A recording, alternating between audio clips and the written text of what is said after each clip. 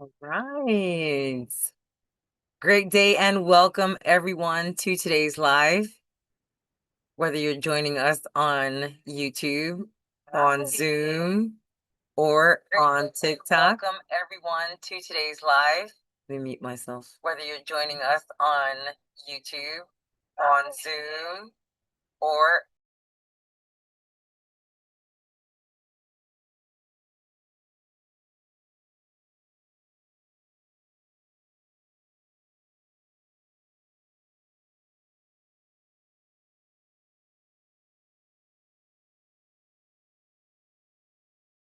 Okay, Mom, you wanna unmute yourself?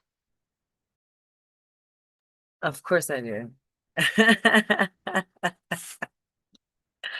Okay, so today is Tuesday, the alleged 16th day of the month of June in the year of 2026. And we're gathered here today on this summer Tuesday, very summery Tuesday. Happy summer, everybody, for our Newbie Tuesday. So this is primarily for people who are new to the law space or people who realize that they have been victims of what we call GAS, guru abuse syndrome, on the internet. And why is that? That's because in these law education streets, okay, there are lots of misinformed people, even though they might be well-meaning, that talk about what new people think they need, but they actually don't need. As a matter of fact, it's probably harmful. And so we created a space so that people could come and actually ask their questions without being blocked. Don't you guys appreciate that? You get to bring forward your comprehension and allow us to help you properly examine it so that you can decide, is that real? Is that something that's a perspective that you want to keep? Or is it wrong? Okay. Here we talk about why things like the authentication of a birth certificate, the correction of someone's status, the numbers on the back of your social security card, um, whether you have a trust, oh, is is irrelevant. We show you that it is irrelevant to the remedy that you wish for in your legal woes. And there are people who would have us believe that when we are able to regurgitate some of those erroneous ideas, that that is what makes you advance. When you're able to articulate about the long form birth certificate and the Bill of Exchange Act and all that stuff, that is what makes you learned in the law. And those are the things that should make it into your paperwork and make it into your verbal arguments. And that's what you should be talking about in court. Does anybody know what I'm talking about? Can anybody relate to what I'm saying?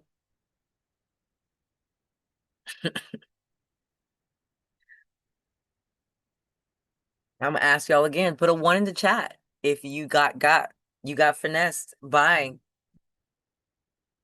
what in the legal society has casted as the what internet legal mythology, where we think that declaring our status is what determines whether or not some code, statute, rule, regulation is applicable. I just want to let y'all know I sat through a live. Shout out to all my friends in law that were on that live and know exactly what I'm talking about. It was actually a little painful. It was actually a little painful. And if it wasn't for me sacrificing myself for my community so that I can at least have a conversation with our group of why it is total nonsense. I'm seeing people in the chat that were like, yeah, I had to leave. Yeah. I actually saw them say, hey, host, I love you, but I got to go. Because who you got up on your panel is out here talking reckless. And because they're talking with their whole chest, it's likely that people just listening are going to believe. But you want to know one of the funniest things that have happened right when I got into that live? When people realize that I'm in there, somebody actually, I always do my greeting friends-in-law. And someone goes, oh, well, she's not going to believe you because you didn't show a receipt. I was like, oh, what? What? Somebody wants me to believe them. Why is that an attribute just assigned to me? Why is that attribute of, well, she's not, why is it just me that's not going to believe you if you don't have a receipt? What about the rest of the folks? Why are we believing people? We'll say things like, "Oh, I don't believe them. I don't." You don't. Here, it's not about belief in people, because we are reading the rules of procedure, the rules of evidence, the rules of court, the art of war, the rules of construction. That's right, King Howard. We got attorneys telling us you're overusing the rules of construction. Is it because you're crying? Is it because you're losing? Nobody's asking. I heard somebody say that they started a trust and then put it in an LLC and then put the LLC in a corporation and then assigned a manager to be the trustee. And, Sounds this, like a lot of nesting dolls. You put yes, a thing and another thing and another thing. yes, it is. But they're presenting it as if it's required to get remedy. I'm not saying it's bad or wrong. I'm simply saying it's irrelevant.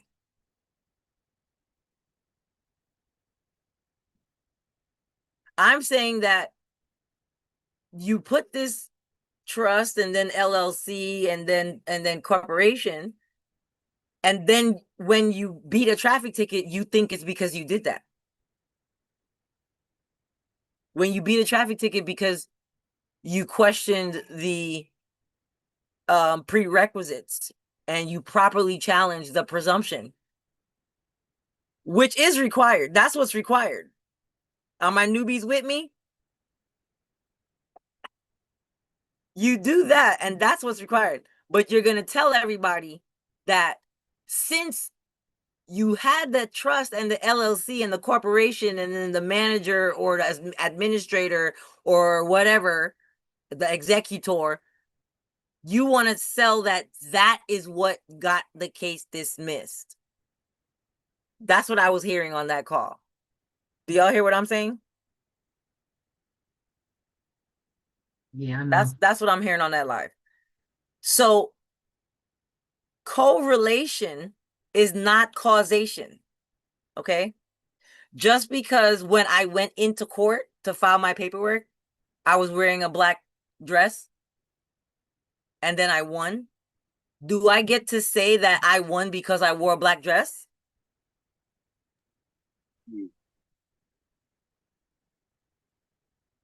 Did I win because I wore a black I dress? don't think so. But I could say it and like I wore a black dress and then I won to make it seem like I won because I wore the black dress. No? You can, but who's going to believe you? Most new people are going to believe me. Who knows? Most new people will believe me if I make that assertion with authority. Yeah. It's true, Absolutely. yeah. That's Mhm. true, yeah. They will believe. Put a 1 in the chat if you know, or write believe in the chat if you know that people will believe me if I tell them the secret to me, because I could show you I won the case. So why wouldn't you believe me that that's the reason? That's what is happening to the unlearned. They're like, I corrected my. Y'all want to know somebody else who corrected their status and just got a win, but they did not get the win because they corrected their status?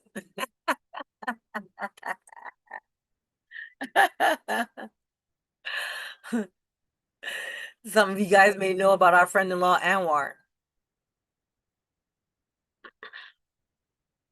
Some of you may have seen the receipt that he got the garnishment stopped. Did y'all see that? Or y'all want me to show it to y'all again? I seen it, but you could always run it back. Okay. Let me see. I got the redacted version on my phone, but I don't think I have the redacted version on my computer.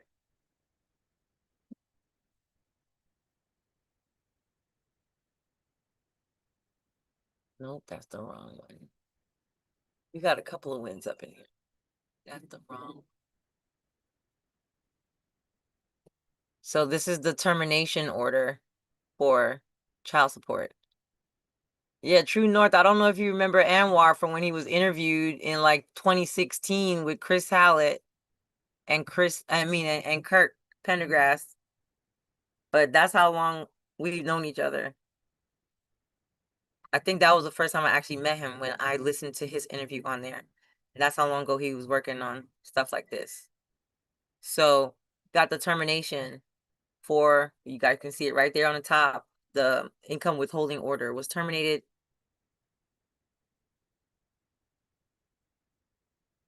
And he corrected his status, guys, several years ago.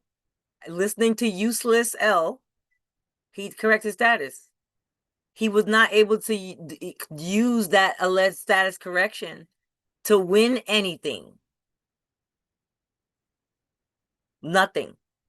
He was not able to use it to get any remedy whatsoever.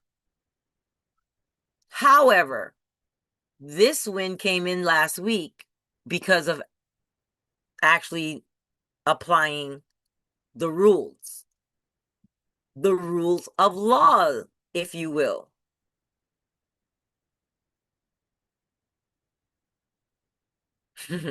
We could add in and equity if that makes some of y'all feel better. Law and equity. Because over here, we use both.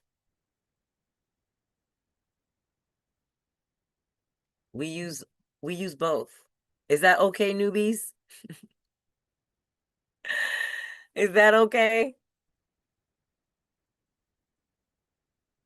There are people in these internet streets that will have us believe that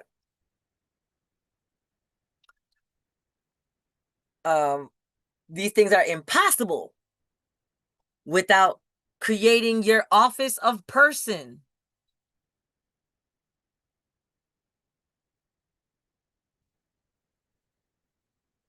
Anybody ever heard that? You can't have these results without creating your office of person. They can't hear you because you're not in your office while you're talking to them from your to their office. While you're talking to them in their office, you don't have an office. Anybody ever heard this? Put office in the chat if you've heard this.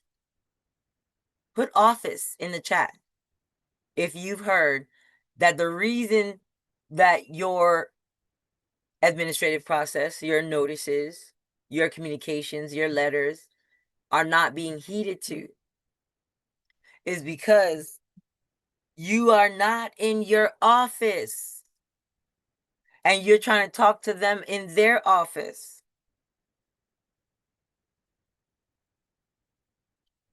I'll have y'all know.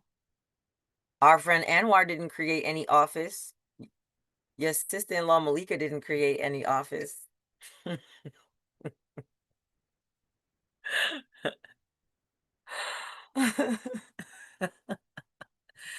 You gotta be a secured party. Y'all, I already told many people at the time, but I'll say it again, always for my newbies. I was in another live where somebody asked about how to beat a traffic ticket. And what's funny is, guys, we have a receipt of beating 2 traffic tickets with one of our friends-in-law recently with the aid of Hassan. Beat traffic tickets that were given to them while they actually were in a commercial capacity, operating a commercial vehicle, an actual commercial vehicle, was still able to beat the ticket. But on this live call, I'm hearing a guy come up on the panel in the same situation, and I'm very excited because, of course, he thinks that the people in this particular room would know how to help. So I'm listening. I'm like, oh yeah. The first question they asked him is, "Did you correct your status?" I was like, "No, no, what?"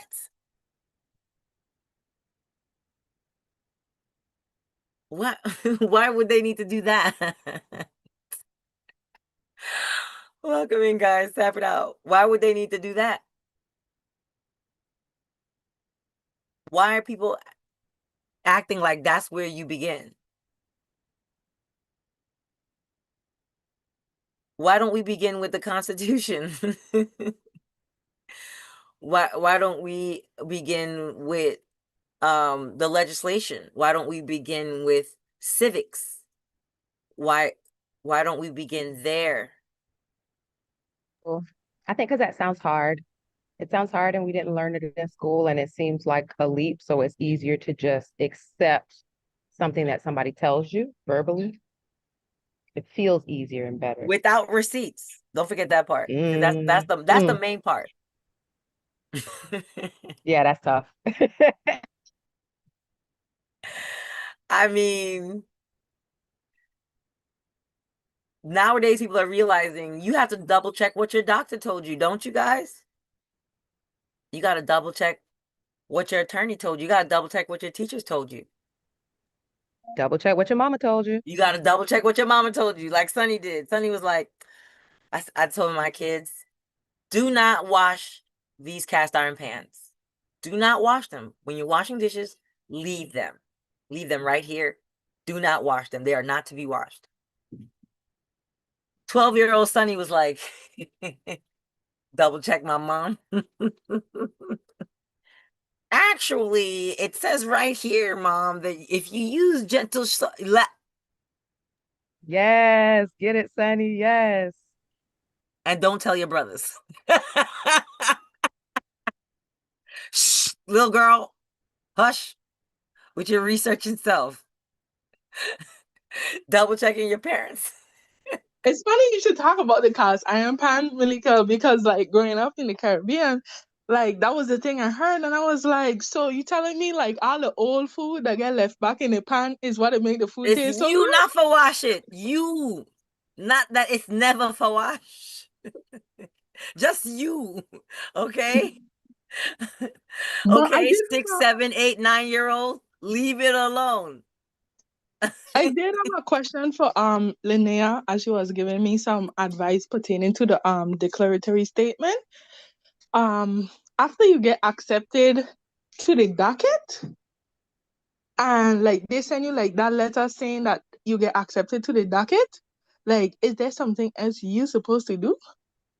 Because I was like researching to find out if there was something else, or you just kind of just wait until they give you back their response to your letter. It's like you're waiting for them to respond now, right? Because they have a certain amount of time, maybe 90 days, Yeah, 30 it's 90 days, days. however It's long. Florida. So it's 90 days, and I got the email stating like, hey, we accept your declaratory statement. This is the docket number. But like I was doing a little personal research to find out, like, just making sure that there wasn't anything else I was supposed to do. I just literally just waiting on them now. And I just wanted to verify that I was correct so that I don't fall into like missing out on doing anything that I'm supposed to do. Right. It sounds correct to me. I'm Okay. excited for you that it was that simple. Like you didn't have to holler at them or go back and forth with them. So that's No, great. it ain't that simple. But Lydia, I ain't even gonna lie. Like to the community, it's been a back and forth. And to be honest, if I'm being brutally honest, I would say if you ain't about that fight, like you can't really do it. Cause not taking a shower, not being able to cook, like that's this is real life. This is not a joke. But I'm just trying to keep pushing because this is something that I feel like is important to my family. So I do want to point that out because they cut the water 2 times already. And that's kind of like their play to like reality check, like we in control. So I gotta drop that note. But otherwise than that, I was happy for all the support that I got from the community and all the teaching, all the extra teaching, I should say, from Training Brigade to help me to get a proper documentation sent out so that it was accepted because that's a big deal to get your paperwork accepted into the docket. Like, that means they didn't find no errors and they gotta take it to the next step. So I was like, yeah, that's a win for me so far. Awesome. Congratulations on getting on the docket. Yeah, Now we got to make sure that your framing is spot on. yeah. And that they don't keep cutting off my water because that's the big deal right there. Oh, thank you. Okay, so if any of you guys have any other newbie questions, go ahead and get your hands up and we will answer some questions as you guys have them or as they come up in our conversation. I have something I wanted to go over with you guys at in slow motion, of course, because it's newbie.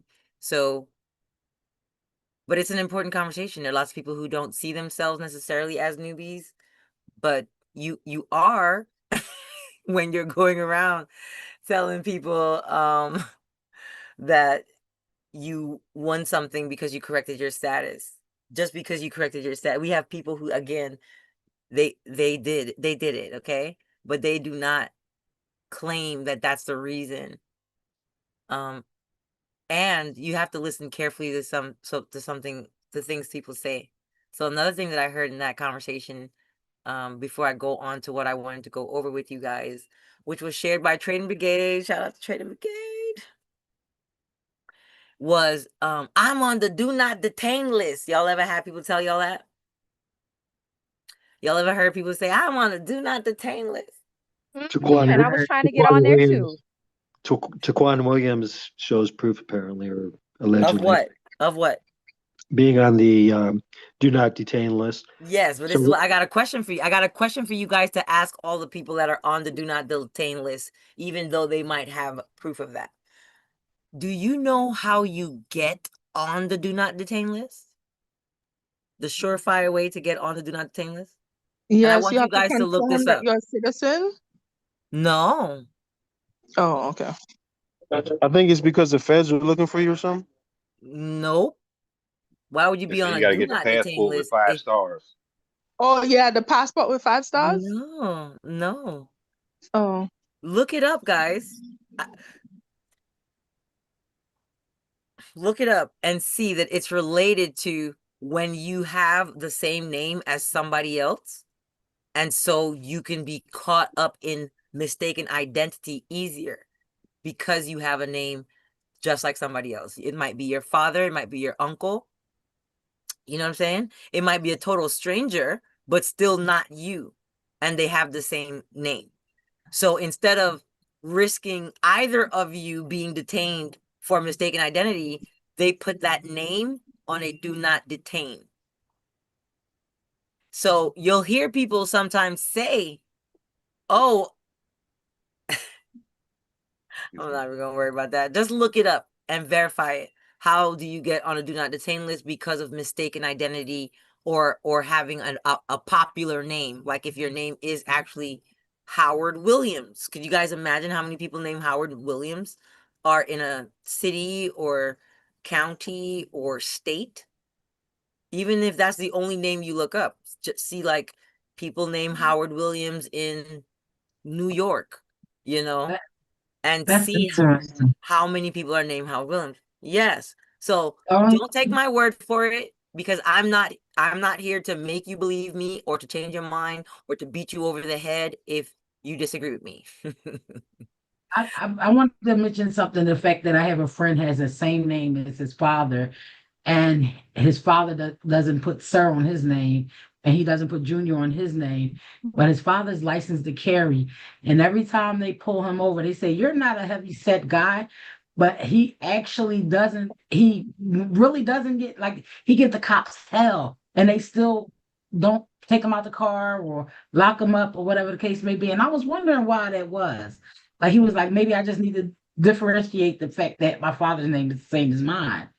But no, it's his license plate. But because his father's name is the same, The they name. the name, it's the It's the name. I name. got it now. Hmm. Wow, that's crazy. So they'll tell you, it's because I corrected my status. No, no, fool. You just told us that you have a relative with the same name on the live, and that relative has passed on. And so you have a death certificate for that person that's passed on. And so you use that so that you don't get mistaken identity. So once they explained that, but then they still didn't know what it meant. So I'm listening and I know what it means. They're saying it out of their mouth. They don't know what it means. That's the benefit of when I sit in people's lives. You know, the 5-star thing is a bunch of hooey. It has to be because I got my passport almost 10 years ago. I didn't know nothing about any of that legal stuff and all that. Mine has 5 stars on it. And so Nobody who has the passport knows what those stars mean. Nobody, because it's not right. published information. They don't publish what the stars mean. So how would anybody know? And how would it be anything except speculation? So challenging the presumptions. What do you mean?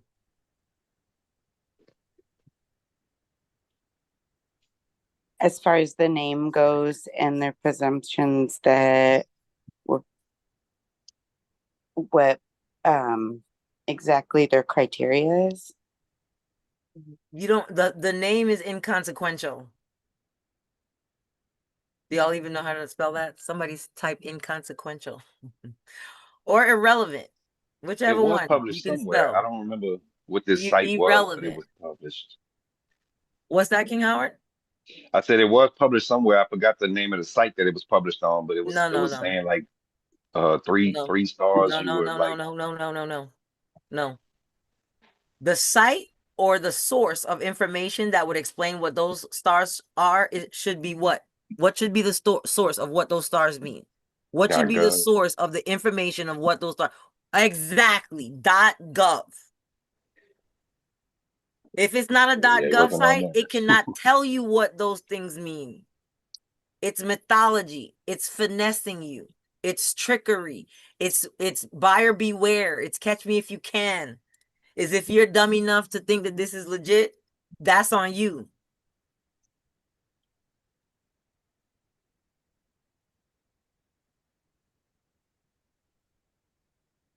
When I'm looking for information, it's rarely, except for editorial purposes, on a .com. If you're looking for source information,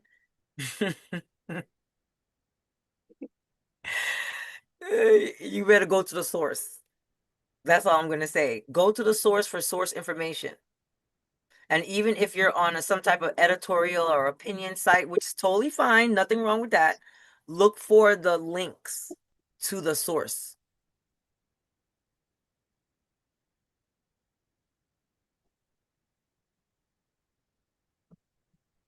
All right. Angel L, go ahead with your question, comment, or emotional outburst.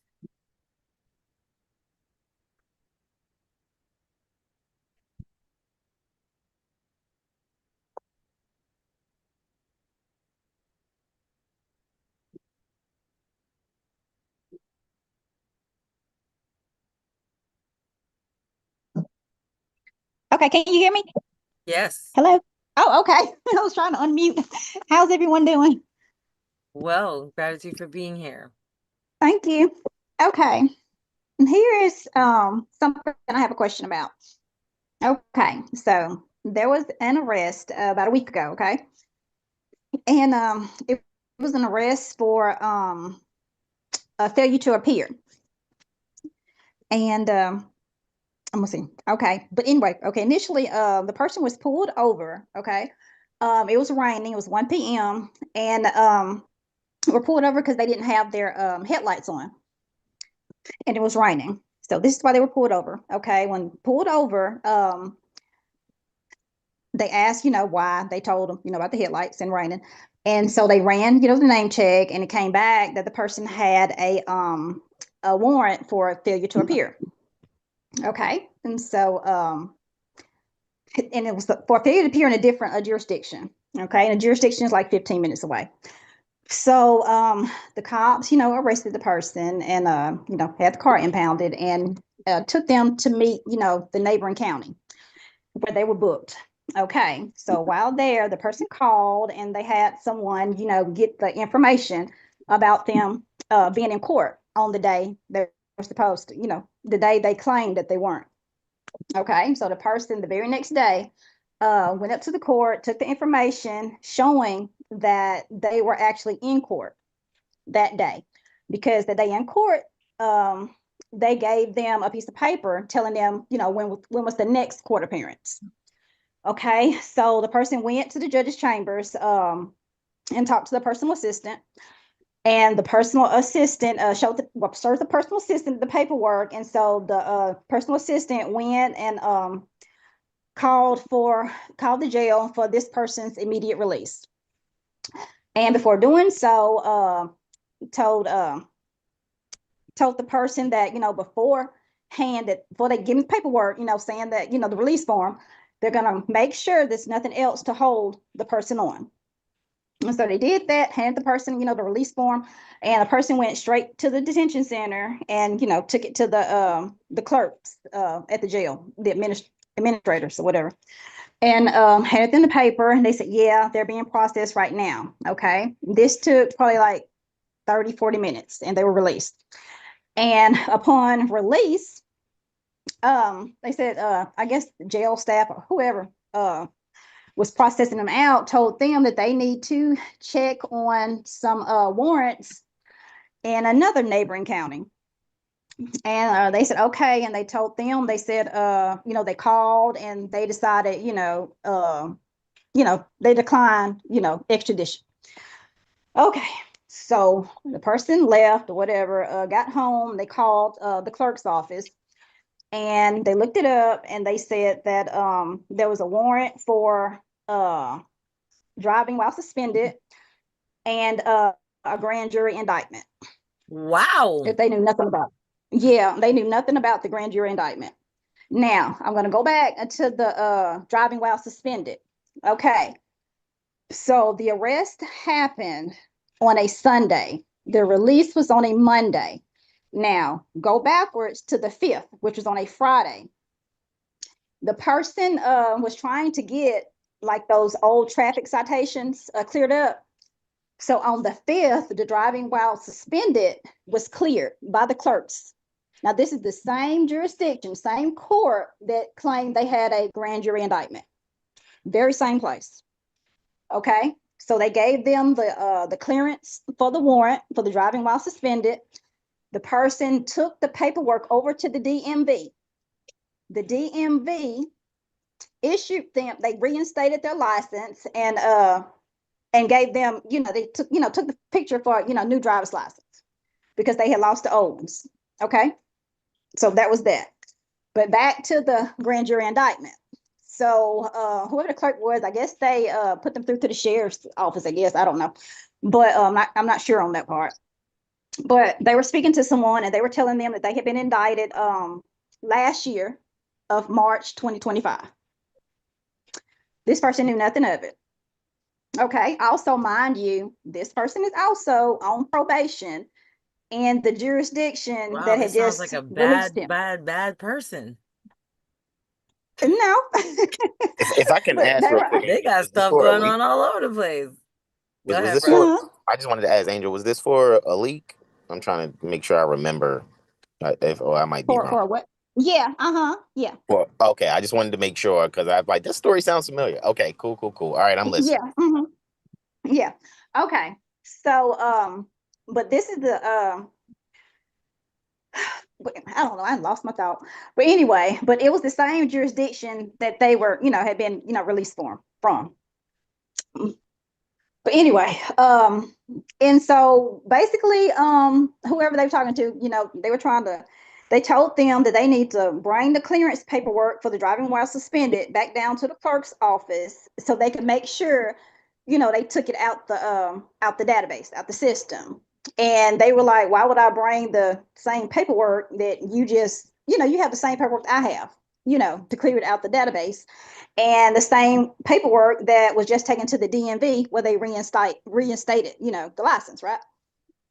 So they didn't understand that. And so then they proceeded to tell them that, well, they still needed to come down and handle the grand jury indictment, proceeded to tell them that they could, bond out and stuff like that, and told them that the charge was for purchasing a controlled substance.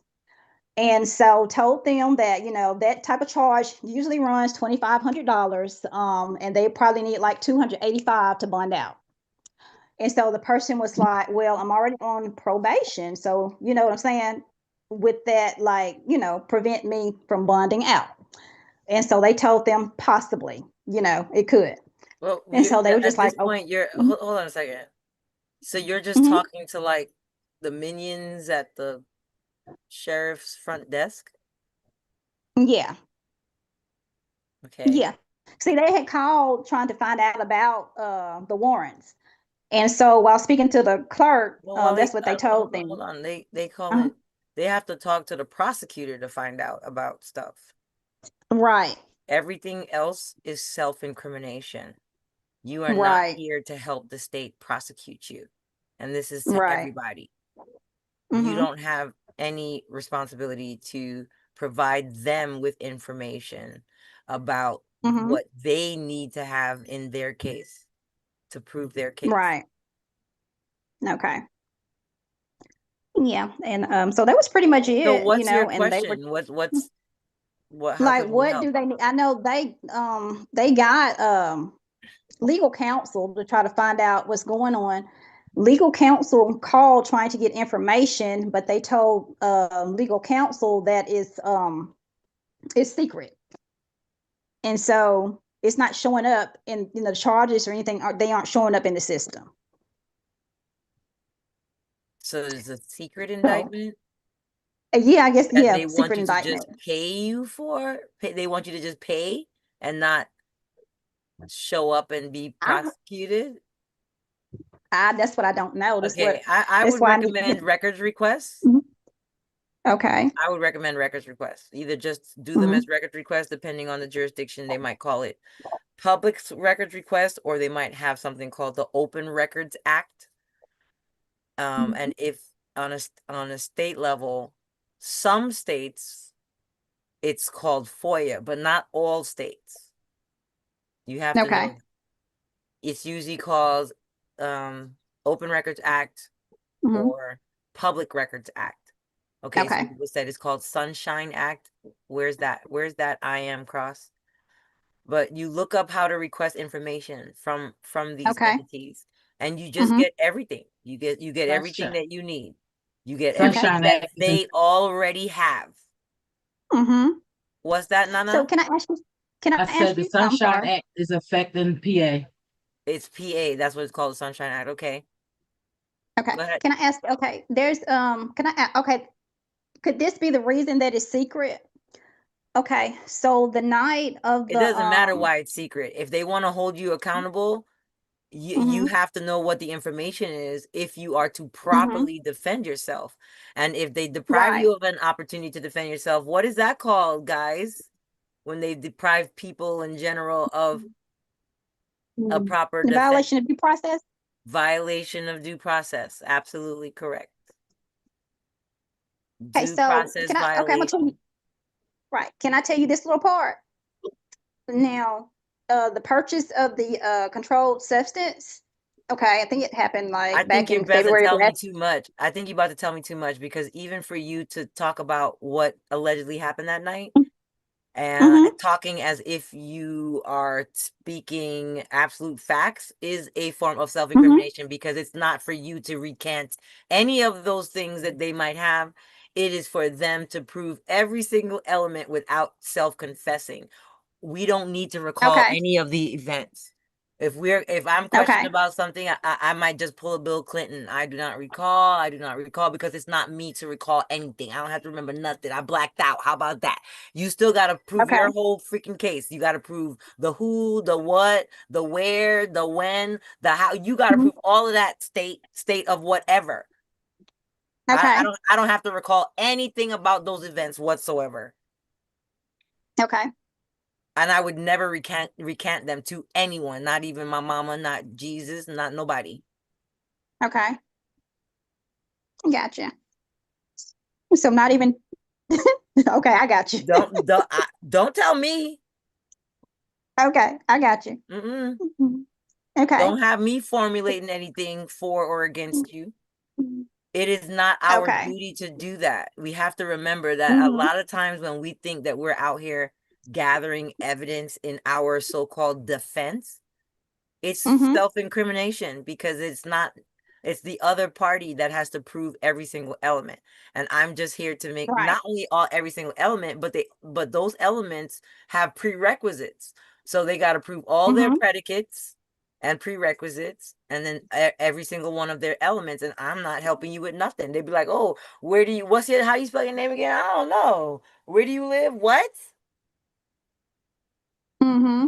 They're supposed to be having all of that. They're supposed to do their own investigation, not involving me. Right. Do not self-incriminate. Do not recant that you recollect anything from that day. That's just what I would do. Okay.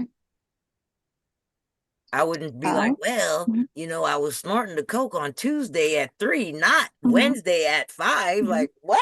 Mm-hmm. What you just confessed to still. Okay.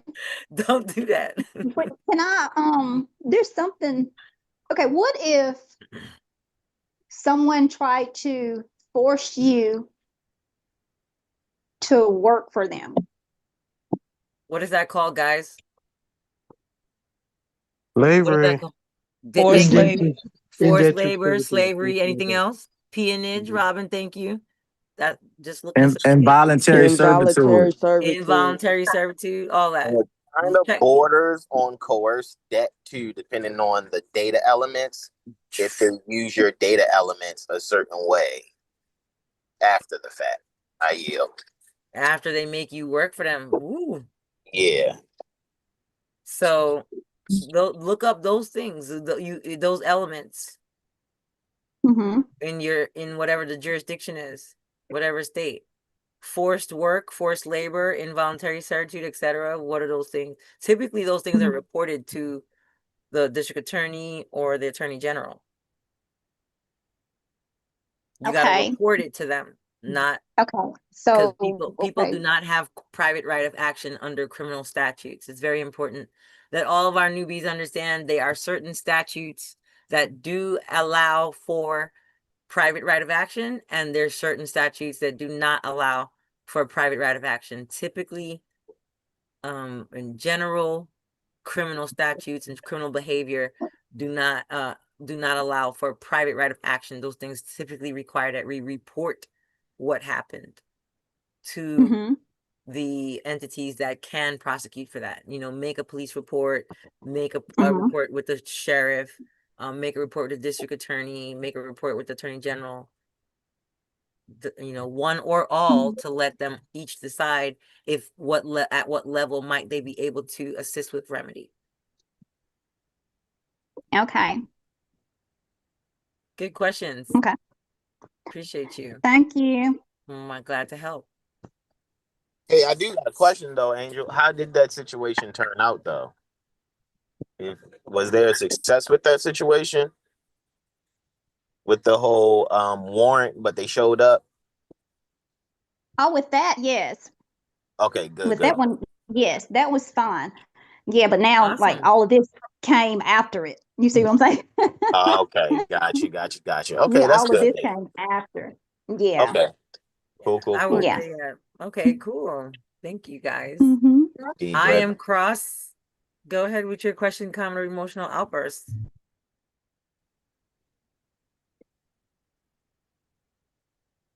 Okay. All right. Peace to the group. How y'all doing today? Peace. Welcome in. All right. Thank you for pulling me up. I actually have the same similar situation as Angel was just explaining. They don't have and the issue happened in Gwinnett County, Georgia, and I got stopped, got beat up pretty bad by Oh some my officers. God. How By long ago did this happen? Yeah, this happened on April 29th, 2022, and what Oh they man. did, what Did they you sue did. them? Nah, that's what I really been trying. So I needed some kind of assistance. I know I was gonna set up a consultation with you, so that way I could be able to really like go over everything that I did. The issue that I have is the county that brought the action was Forsyth County. It's like one of the most racist counties in Georgia. Now, through my due diligence and going through all of the stages with it, I got stopped on April 29th, and they took me from Gwinnett County to Forsyth County across county lines. They held me for 3 days. It was me and three other occupants inside of my automobile, and they didn't let me see a judge. And then they held me for a $36,000 bond. So my family came and got me. They bonded me out from a company in Decatur called BBH Bell Bondsman. So when I got out, they released me May 1st around like midnight, like 12:30 in the morning. So I got out, and then I actually immediately filed an affidavit and asked them for all of the records. And I sent it to them. They got the record on the 6th of May 2022. They never responded. Like, they will not respond to me under no circumstances. So I sent them a follow-up notice. And they still didn't respond. So Okay, my life. let me just stop you a second so I could address the did not respond thing. And I'm glad this is coming up on Newbie Tuesday, so I appreciate you bringing it up. Oftentimes when we are new, we are missing the procedure and then complaining when we're not heard. But if you just send a letter, for example, when what is required is a subpoena, they don't respond. And they're not going to tell you most of the time, hey, I'm keeping my mouth shut because you didn't invoke my duty to respond. Y'all type in duty in the chat. Duty. So when we send a letter to one or more people, but what's required in order to get to invoke their duty to respond is that you file a tort claim, for example. Until and unless you file a tort claim, you're not going to get any responses. You're not going to get any answers because on their side, they're trained to shut the fuck up most of the time. They're trained properly. It's us on our side that we're not trained properly how to shut up. So any piece of paper we get, we typically start to react and defend instead of perhaps silence, return to sender, and things like that. So when you are injured by a municipality or other public entity, the proper thing to do immediately after gathering whatever information that caused or surrounding the events that caused the damage or caused the need to even file is to file a tort claim. Not just a letter, because they might not have a duty to respond to just a letter. They might have a duty to respond to claims, petitions, you know what I'm saying? Accusations from a proper superior entity. Not just letters. Yeah. So I sent notary presentments, and I sent them to third Oh parties. no. Oh. Say that again. I said I sent notary presentments Okay. without, Notary presentments. which is like a cover letter. I know what a notary presentment is. Unfortunately, a notary presentment is not written into any of the rules or regulations or procedures or anything about how to get remedy. The notary presentment is yet another guru abuse syndrome residual term. Those things, that process is not recognized at all.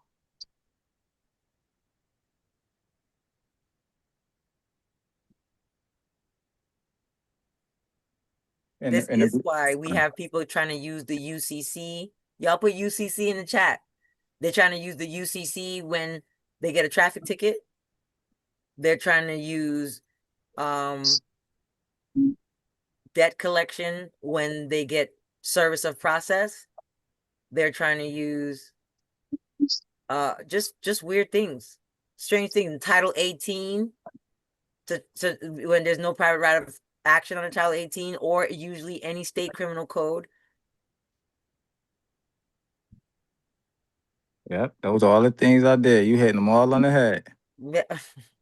You're in the right place. That's guru abuse syndrome. We all have suffered some level of it. I told him he would be in the right place, Malika. Peace and love, by the way. I miss y'all. I just been busy doing other things. But when I come back, I'm going to have some great news. Ooh. So notary presentment doesn't work, you guys. Type notary presentment. These are things we need to stop doing. Notary presentment. Tell a friend not to do it. Go live on your page and tell people what you did and why not to do it.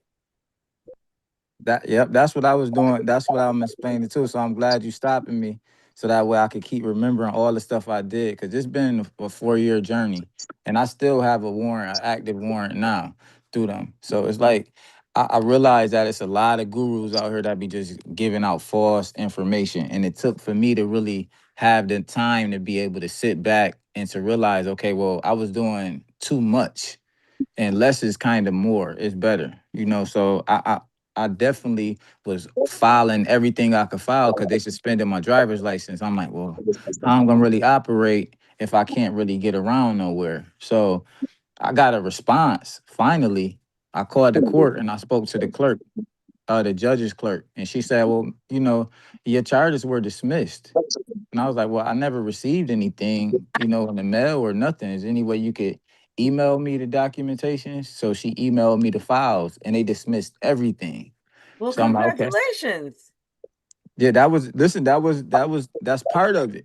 So now I had 11 charges and they dismissed all of them, which was they said it was a DUI. They said they smelled marijuana in the car. Nobody was in the car smoking. I guess that was just something that they wanted to use.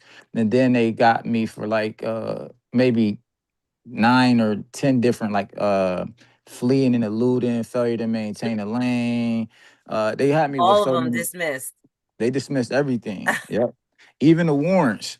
So the issue was they end up giving me another warrant afterwards. They closed the case and they said that I was indicted on a newer indictment.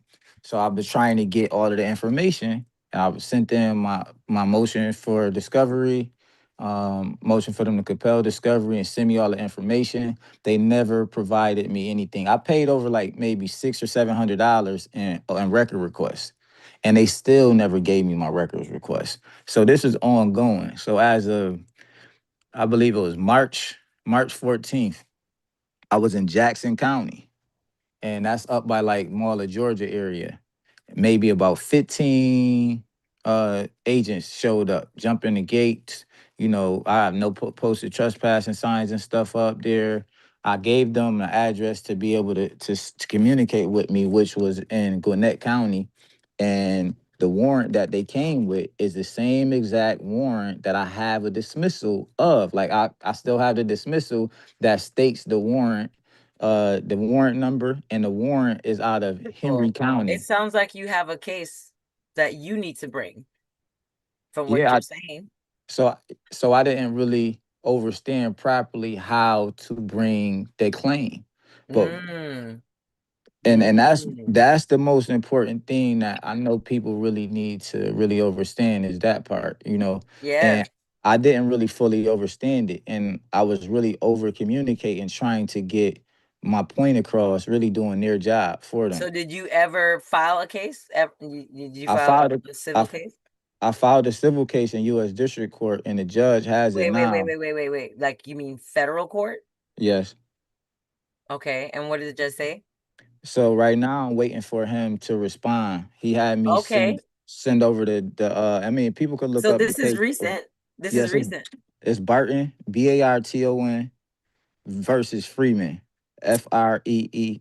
And who's Freeman? Now, this is the catch. This is the most intimidating part of this whole process.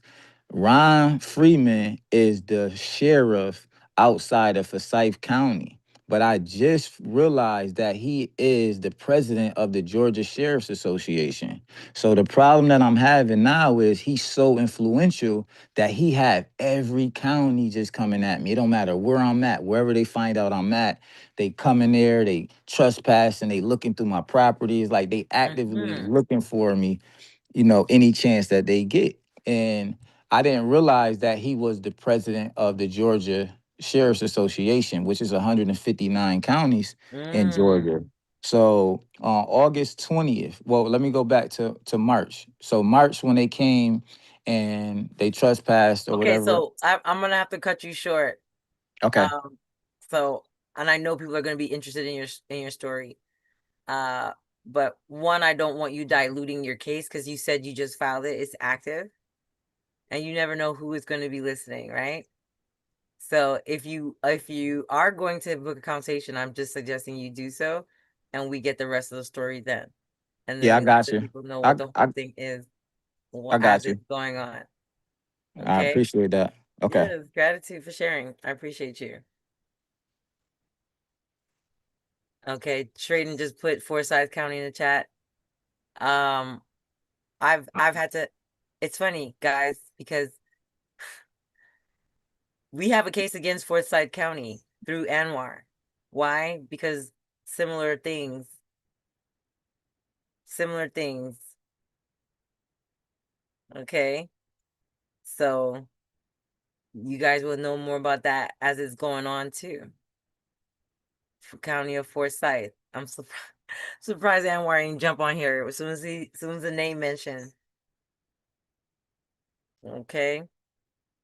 So let me show you guys what I want us to go over since it's on the note of federal filings. So shout out to everybody waking up. Oh, he's here. Anwar, right on cue. Somebody has a problem with Forsyth County, bro. I should say another issue with Forsyth County. See how I called it? This is so awesome that it's being recorded. Yeah, he just finished talking on the Zoom. He mentioned Forsyth County like 5 minutes ago, and I was like 3, 2, 1. Oh shoot, Anwar's not here, and then bam, here you go. Forsyth County Sheriff. He just put him in a federal lawsuit. He may or may not be the proper entity, but it depends on the review of the situation. Because typically, when you are dealing with someone that's the sheriff, you hold the county It's the accountable. specific function, the Yes, specific function of the sheriff that dictates whether or not the sheriff is executing functions or powers on behalf of the county or or they're executing powers on behalf of the state. So it must be determined who is the proper party. yes, because it might be the county or it might be the state, but it's probably not the sheriff himself. So that's one clue right there. So this document, let me turn it around for our TikTok folks. Y'all keep tapping it out. If y'all are ready, if y'all ready for me to read this document, TikTok, y'all type in federal on the screen so TikTok knows that we're here and we're engaged. Type in federal.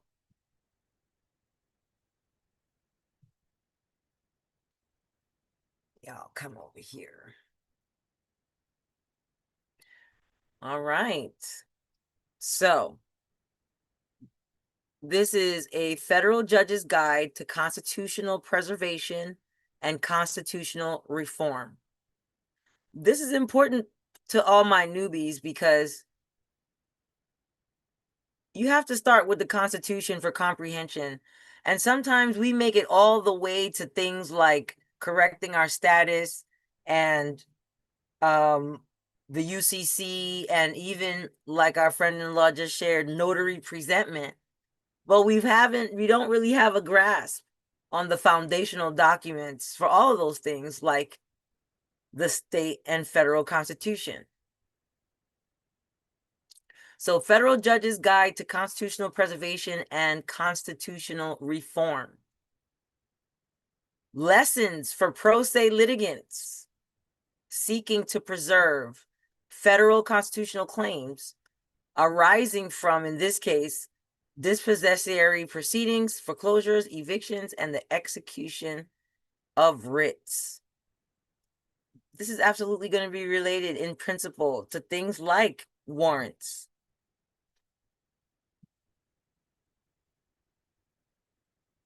Federal courts regularly What is it not related to? right, because it's constitutional claims, Okay. period, arising from any court action. Good question, bro. Federal courts regularly encounter litigants who have suffered the loss of a home, the loss of personal property, including their time, their tools, y'all know what I'm talking about, or the loss of significant legal rights through state judicial proceedings. Anybody can relate? Yeah. The loss of personal property or the loss of significant legal rights through state judicial proceedings? Many of these litigants sincerely believe that they have experienced injustice. Many have endured profound personal hardship, yet a substantial number of federal civil rights complaints are dismissed at the pleading stage. Not because the litigants failed to experience harm, but because they failed to distinguish between a state court error and a constitutional injury.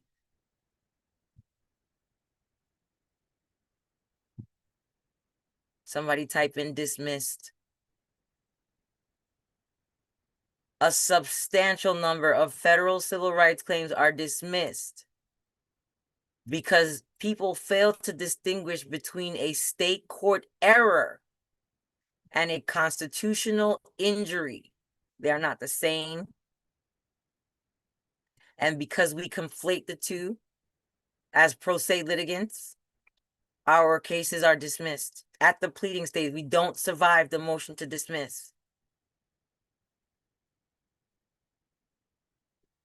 This distinction lies at the center of modern constitutional litigation.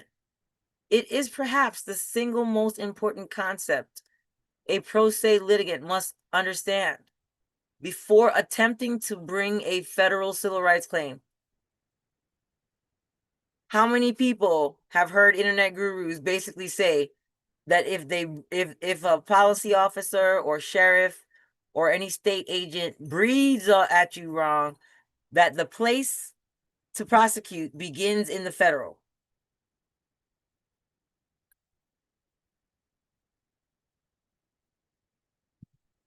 Anybody ever heard that?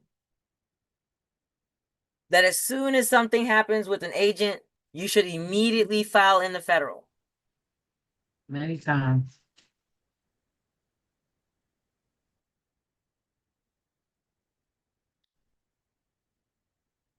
I think many of us might be guilty of this mistake, or only a few might not be guilty of such an action. Yeah, because I'm this Of is just how quickly because running to the federal, thinking the federal is where the prob or the issue lies. yeah, that they should begin there. They want you to be. They don't. They so many people have never put in tort claim in the chat. If you've never heard of a tort claim before you came to lawful living, put tort claim in the chat. If you've never heard of the term, never seen the process talked about anywhere before lawful living, type tort claim in the chat. Because everybody else out there is just telling people run straight to the federal. Everybody's saying run straight to the federal. And the federal just slaps it down. This distinction is perhaps the single most important concept a pro se litigant must understand before attempting to bring a federal civil rights action. Y'all know there's a live dedicated to telling people that they should bring a federal claim as soon as they have any negative interaction with the state or any state agency. Word. I feel judged, Hassan, okay? I feel judged with that word. Removal. No, I'm just saying removal. I feel That's what judged. pops up. Hassan warned me. He's like, nah. I was like, I'll leave my friend alone. I'm just saying it usually and again, one of my elders that I respect highly, they'll still say, nope, remove straight to federal. No matter how much I was like, we could beat them up in the state courts though, right? And they say like, But sometimes most times it gets remanded. It's not that sometimes it's not always remanded correctly, but most times it gets remanded. Yeah. Yeah. So, but you're exactly right. Federal courts do not function as a general court of error correction. Somebody typing correction. Correction. Federal courts do not function as general courts of error correction. They do not exist to review every unfavorable state court action. Their role is more limited and more specific. Federal courts exist to determine whether governmental power was exercised in a manner consistent with the Constitution of the United States.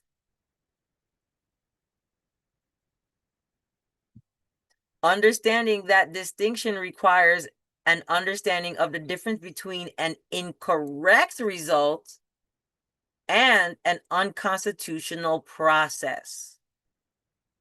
It's very important that we don't conflate the two. I feel like I spend most of my coaching and mentoring in trying to explain the correct process and why sometimes you don't get the result. Because people will be like, for example, I'll say, you have to communicate to the other party that they may have damaged you, all right, or injured you, okay? And that injury produced damages. And they'll be like, well, I sent them a communication, right? Okay, what was your communication and where was it sent? Because if the communication needs to be a tort claim, but you sent a letter, if the communication needs to go to the board of county commissioners, but you sent it to the attorney general, do you guys understand what I'm saying? One of the most frequent things that people say to us or complain about is that their communications are being ignored. True. Somebody type ignored in the chat. Can any of my colleagues that also help to coach and mentor confirm that one of the biggest complaints when we first get people to help is that their communication is being ignored? Yes, I bear witness. Okay. So I had this experience again recently. My communication is being ignored. And it's like, well, what did you file? It's like just now. The young man said he filed notary presentment. That's not proper procedure. It doesn't invoke a duty to respond. So you are the one who is causing the ignoring. And it might seem unfair. Does it seem unfair to you guys that we are not allowed to use improper process and still win? Does it seem unfair that we as pro se litigants are not allowed to use improper process and still win?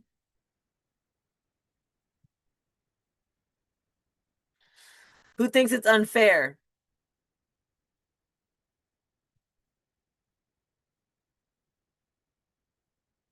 But some people, this is what they're saying when they're like, my stuff is ignored. Those people are all corrupt. Do you know that there are people, well-meaning people, that file motions and then don't show up to the motion hearing? Did y'all know that? That's crazy. I'm not saying you have to show up. I'm saying if you file a motion and you don't show up, it's not going to get heard. I'm not saying you have to file a motion. I'm saying if you do. Is everybody hearing me clearly?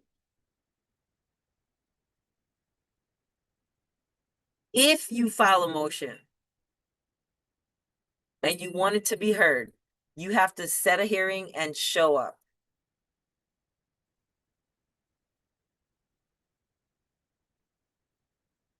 We're still talking to people every day that file motions and either did not set the hearing or maybe even the hearing got set and they didn't show up. Does that person get to say and complain about their paperwork being ignored? Is that a legitimate complaint about your paperwork being ignored? Understand the distinction between incorrect result and an unconstitutional process. When we can't tell the difference, this is when we think that everyone in the court is evil and corrupt.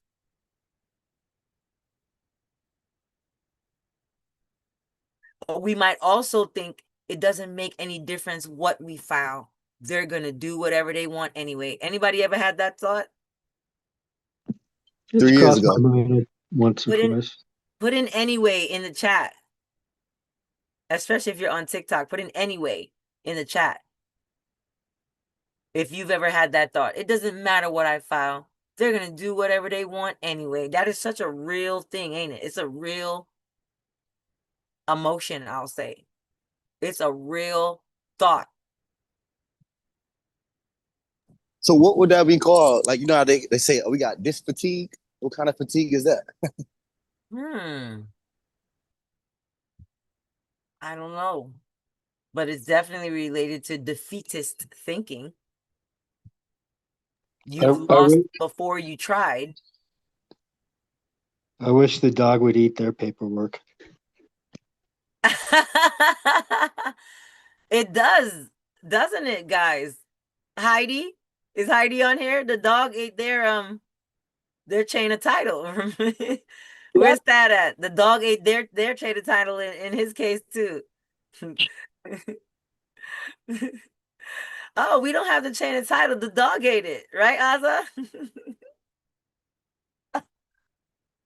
We don't know how we got we don't have the document supporting how we got the original, but we got the original.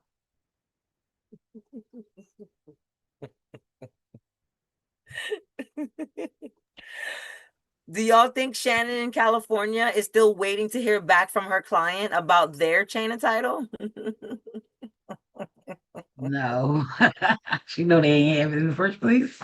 I have to ask my client. You shut up now, Nana. My That's client's gonna hilarious. get back to me any minute now. They're in the middle of bunker preparation. What was that, Eldon? I said they're in the middle of bunker preparation for the end of the world. Who? So Malika, does that stall the hearing or stall the case while she's getting back to you? What's She interesting just is swept. go ahead, Nana. I was just gonna say she swept all the paperwork off her desk, being frustrated because she couldn't find. Yeah, she's gotta just swipe all the papers off. F these pro state litigants. So here's the thing, guys, and this is why we have our mortgage mentoring program coming up. What we're realizing is that when they get stuck, they stall. Okay, so for this, in this situation with Shannon, it's a foreclosure situation. Shannon set the home for the sale. She put it up that it's going to be sold on this day, and then she got her good faith letter, and her conscience started to eat at her. Okay, because now she's like, I just told this guy I didn't verify something that needed to be verified prior to me putting the house up for auction. Do you guys understand? She got a flag for a false start. Exactly. Now you got caught with your hand in the cookie jar. False start. Your hand already in the cookie jar. And then now I'm calling you out to be like, hey, did you verify what you needed before to put your hand in the cookie jar? And then they have to say, oh, I'm going to ask my client. They know they can't let the house sell in good faith. But instead of conceding, they're going to try to save face. Type face in the chat, TikTok. Type face in the chat. Save face. By saying, getting the foreclosure sales canceled is an uphill battle. And I'm going to have to tag it onto my fees that you will be assessed if I have to answer that question in a separate motion practice. Ho, is you threatening me? With a good When the ball goes back in their court and they have to say, oh, I'll get back to you and I talk to my client, it does stall the case, but it's not us stalling. It might get the case dismissed, but it won't be because we said it to dismiss. It's because we set them up and put them in a position where they got to act, show that they're acting without authority because they already got the notice.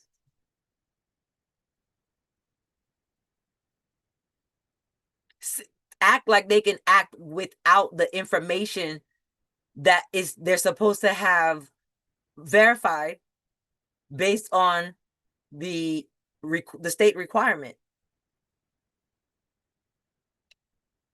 The Rule 12 equivalent on the state level. So they stall their own case. So yes, it stalls sometimes or it gets dismissed. Isn't that crazy? So state court error and constitutional injury. One of the most common misconceptions among litigants is the belief that every unfair state court outcome constitutes a constitutional violation. It does not. I know that's a big pill for some people to swallow. Big medicine right here. Every unfair court outcome does not constitute a constitutional violation. And this works well for our friend-in-law recently who wanted to sue the judge and the attorney. Oh, yeah. Calm down, friends in Georgia. Calm down. Sometimes you can sue the attorney. Sometimes you can even sue the man or woman acting as judge. It's just not in every single case. And you can't just assume that. The facts of the case. the facts dictates. The facts dictates. Yes, y'all type facts in the chats. The facts dictate when and if you can sue the judge or the person acting as judge or the policy officer or the attorney. Facts dictate. We just can't make it up and then hope to find the facts. So, a state court error concerns the correctness of a judicial decision. A constitutional injury concerns the legitimacy of the governmental process used to deprive a person of life, liberty, or property. I hope you guys took a screenshot of that. A state court error concerns the correctness of a judicial decision. A constitutional injury concerns the legitimacy of the governmental process used to deprive a person of life, liberty, or property.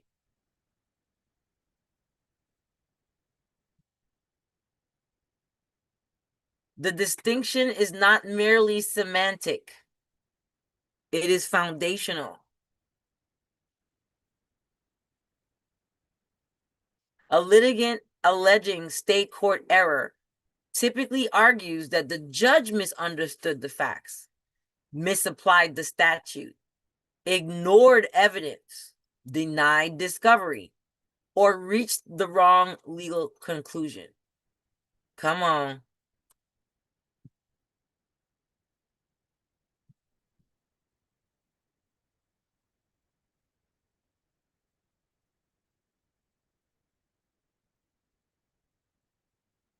That's right, Nana. Factual assertions.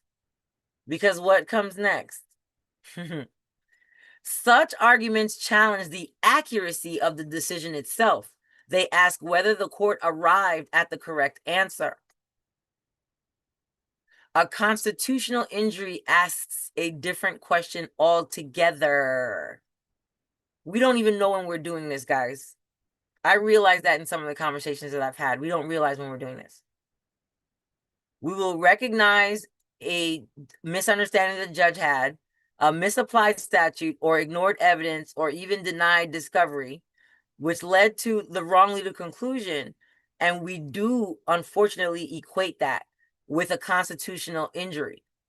We'll say, oh, well, they're not obeying the Constitution because they ignored evidence, or they're not obeying the Constitution because they misapplied a statute. And so I'm going to just call that misapplication But a it tells, constitutional injury. yeah, but it tells you there the Constitution does not guarantee perfect decisions. The Constitution guarantees fair procedures. Ooh. Fair procedures, not perfect decision.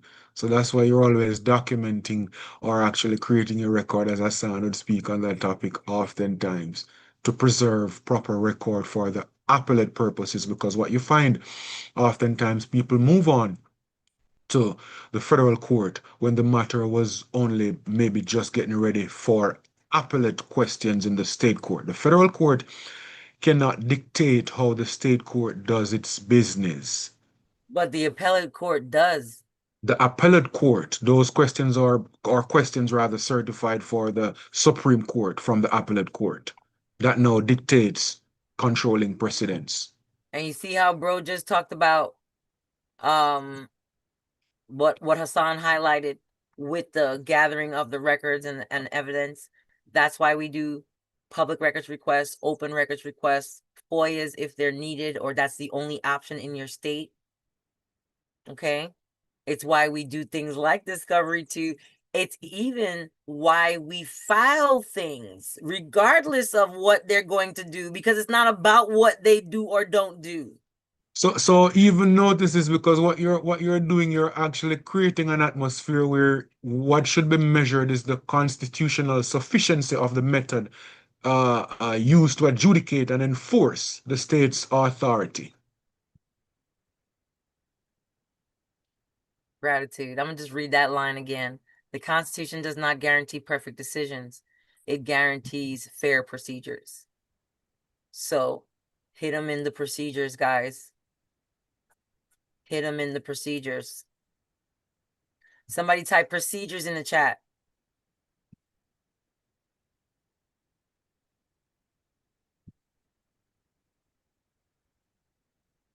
For this reason, somebody type in procedures on TikTok.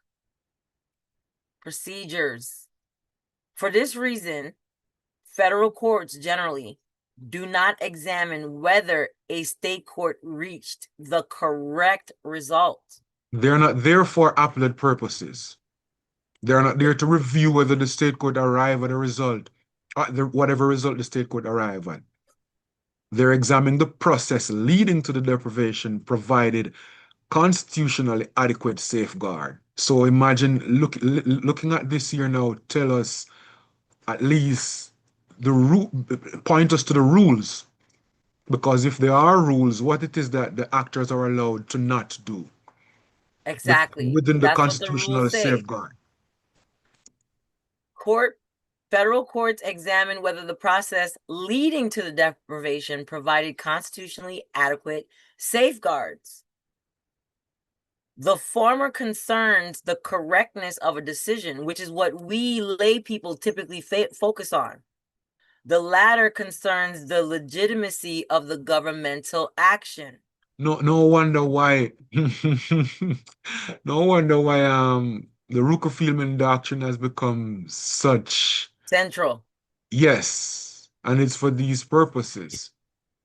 The arguments or the court or the case is postured going to the federal. It should not be on the issue of the error made by the state court. That's for the state's Supreme Court's decision.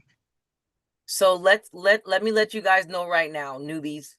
The former concerns the correctness of the decision. If your issue is the correctness of the decision, the proper place to challenge it is in the same court.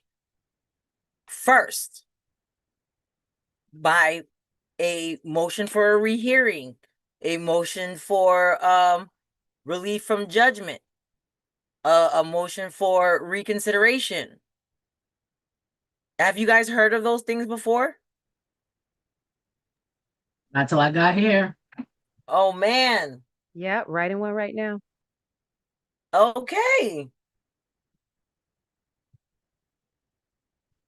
Sometimes when we don't challenge the correctness of the decision in the court that made the decision first, it doesn't even give jurisdiction to the appellate court. If you don't challenge the correctness of the decision in the court that made the decision, it doesn't give rise to the jurisdiction for it to be reviewed. I was having a conversation with someone on that very issue just earlier today. Wow. Yes. So you have to rebut it at the time in order to get the opportunity. Is that what you're saying later on?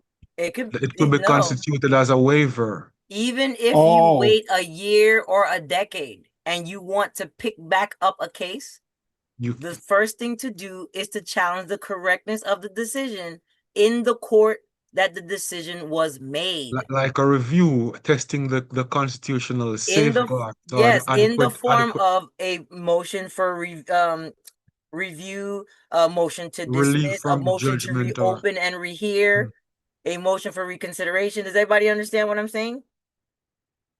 If you cannot show that you challenge the correctness of the decision, if you can't show that you challenge the correctness of the decision in the court that made the decision, it does not give rise to the jurisdiction of appealing it.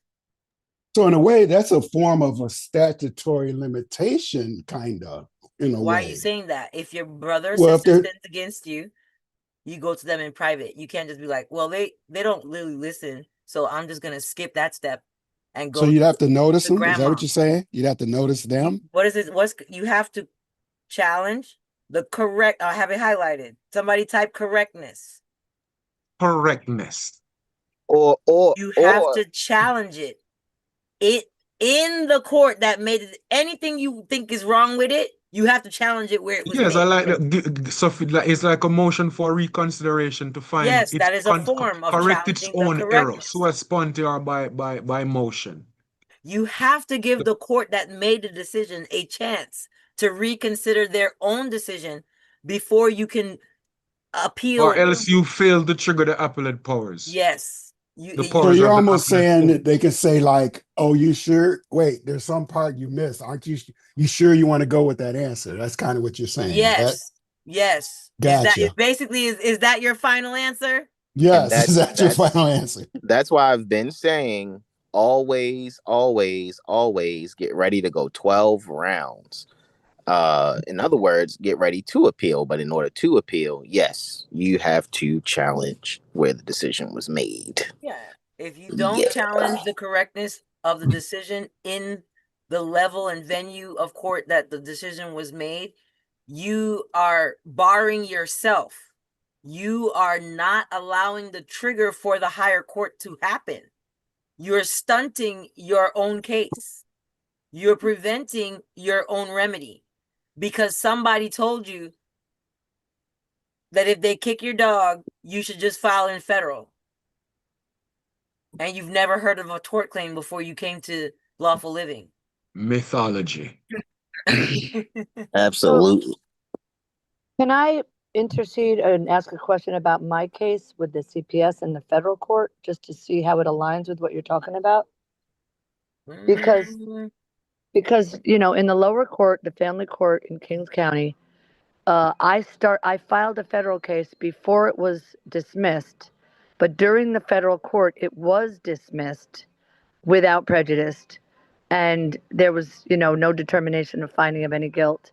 And then they went on to use the whole Rooker-Feldman thing and all the different objections that I think were about the state being the one that were supposed to be filed in first. But then they dismissed 11 of the 14 defendants, but I still have 3. So would it have been more appropriate for me, instead of going to the federal, I should have gone to the Supreme Court, or I should have or a tort, because I missed the time of the tort claim, because tort claim has to be within 6 months, I think. Right? Y'all in the Northeast got it going crazy over there. Jersey be talking about 90 days. Now you're saying it's 6 months over there next door in New York. Here It might be 90 days. I don't remember. It's a But I year missed it. in most places, 18 months in some other places. Yeah, but typically it's still a state court action first. Unless you got, like with me, I had federal actors involved. So there was no state to do with it. Does that make sense? Yeah, Everybody 'cause understand? you're in federal It was territory. federal actors, so there's no state to start. It was a federal agency, so I went straight to the federal. But this is talking about using, or the attempt to use the court to correct the federal court to correct the decision that you didn't like in a lower court. That's not the same as the federal being the proper venue for the original action, because in a lot of actions, the court and federal have concurrent jurisdiction. Someone write concurrent in the chat. Concurrent. And you guys can look this up. The state and the federal have concurrent jurisdiction with a lot of actions. And if it is concurrent jurisdiction, even though it's concurrent, the federal still prefers you start in the state if you can.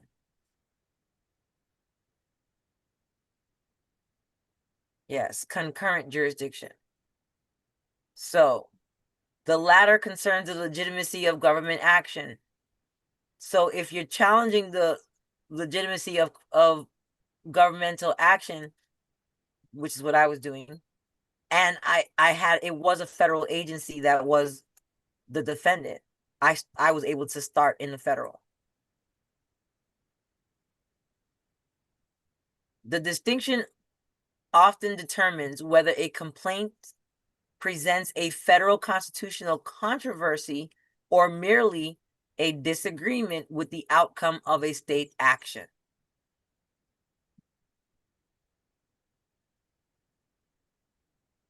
A litigant who argues only that a state court reached the wrong answer is usually seeking review of a decision.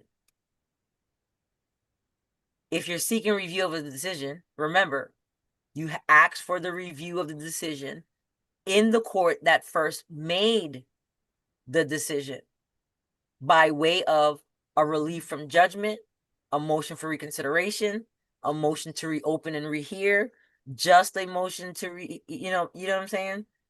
Or something to that effect. Some review of the decision starting in the state court itself.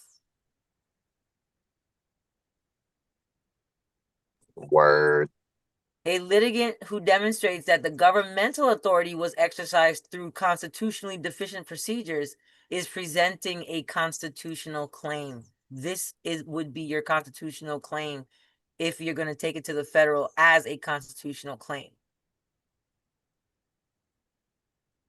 You have to show constitutional deficiencies, not seek review of a decision. And we don't realize when we're doing it. The difference is profound. Federal constitutional litigation is not primarily concerned with whether a government reaches the correct answer. It's concerned with whether the government reaches the answer through constitutionally sufficient procedures before depriving a person of protected interests. So they can arrive at a correct answer or incorrect answer. The court is only going to look at whether at the basically the process and procedures. And this is why it's termed as the constitutional adequacy or constitutional sufficiency. yes.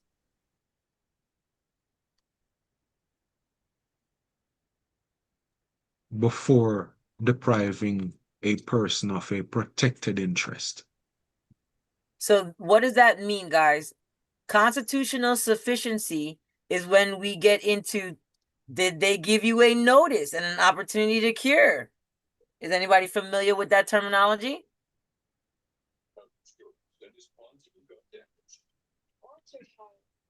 Did they make accommodations for you to be heard? Maybe if you might have a disability. In a meaningful way. Yes, they want you to be heard in a meaningful way. Meaningful result before the deprivation. Did they make the court date and time Sunday at 3 a.m.?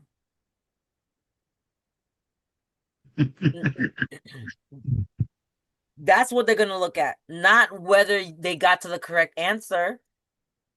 Does everybody understand? Did they read you your Miranda rights if that was required? Constitutionally sufficient procedures. When you arrived in the court, did they give you the opportunity to say your sovereign citizen nonsense before they told you judgment against you?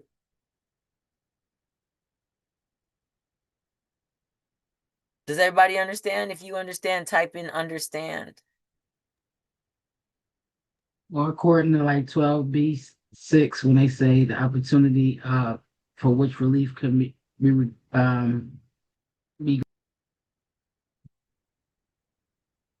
opportunity? Failure to state a claim for which I'm not sure exactly how to say it. It's in my mind, but I'm getting a brain freeze right now. But 12B6, yeah. Well, I don't know if 12B6 doesn't really. Is it about procedures? Failure to state a claim for which relief can be granted. So if you look back at, I'm sorry, bro. Go ahead. He was just saying what Naima was struggling with. No, what I was about to say is at the top of the document it talks about the pleading standard. Mm-hmm. The pleading standard, where is it? It's somewhere here. It talks about the pleading standard and the federal what's it called? Pleading. I don't know if that's in here. Yes, it says many have endured profound personal hardship, yet a substantial number of federal civil rights complaints are dismissed at pleading stage. Mm-hmm. So 12B6 is in relation to pleading. And if what is being pled are conclusory statements, conclusory statements, then that's more prone to 12B6 in this Yeah, but we're context. talking about process and procedure. Incorrect or correct or constitutionally legitimate process and procedure, Oh, not what? necessarily how well or if something is pled conclusory. Okay. So I guess page 5 might answer a question.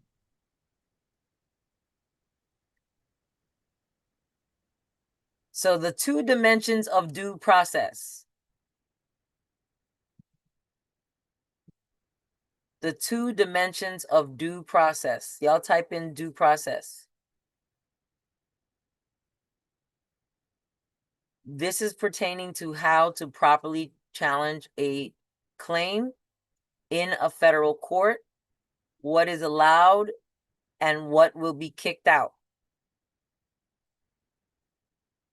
What is allowed are a challenge to the constitutional sufficiency of procedures and process. What's not allowed is arguments about whether the court reached the correct answer, in your opinion. So it's all those federal challenges are all about constitutionally sufficient procedures used, not about the judgment itself.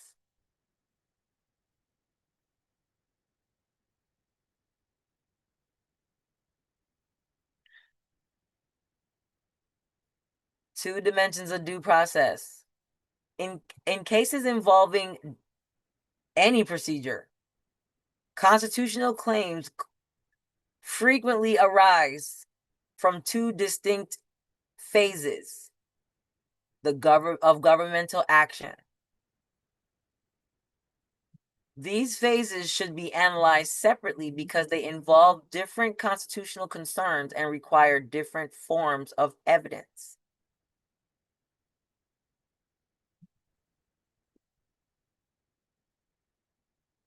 The first phase may be described as the adjudicative due process. Adjudicative due process. The second may be described as execution due process.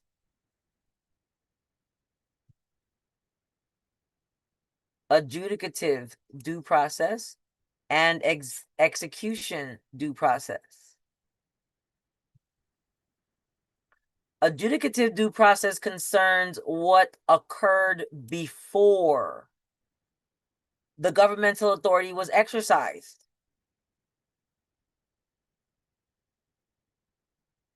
It concerns the procedures employed by the courts and tribunals. Did the sheriff come to do process of service at 10:30 p.m. at night on a Saturday?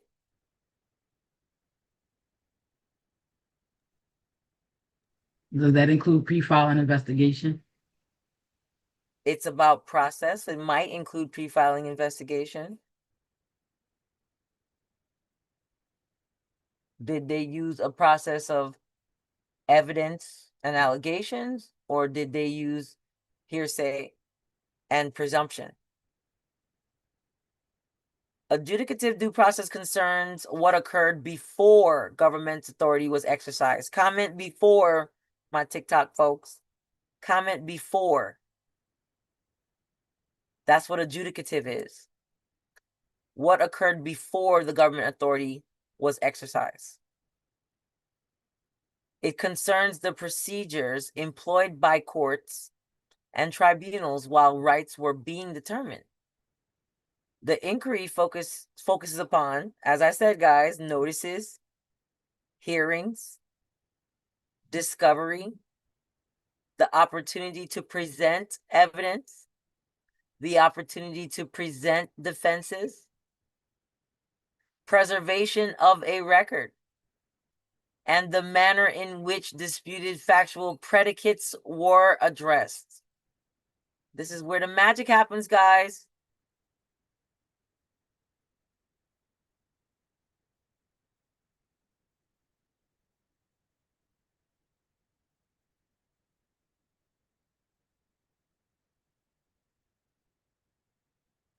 The central constitutional question is whether the litigant was afforded a meaningful opportunity to be heard before governmental authority was used to effectuate a deprivation. So this is why I'm going to tell you guys, when you set a hearing, when you file a motion and set a hearing, guys, and you don't show up, and therefore they deny your motion, you do not get the pleasure of complaining about a deprivation of rights because you were provided a meaningful opportunity to be heard when the hearing was set, and then you didn't show up and didn't have a good reason why you didn't.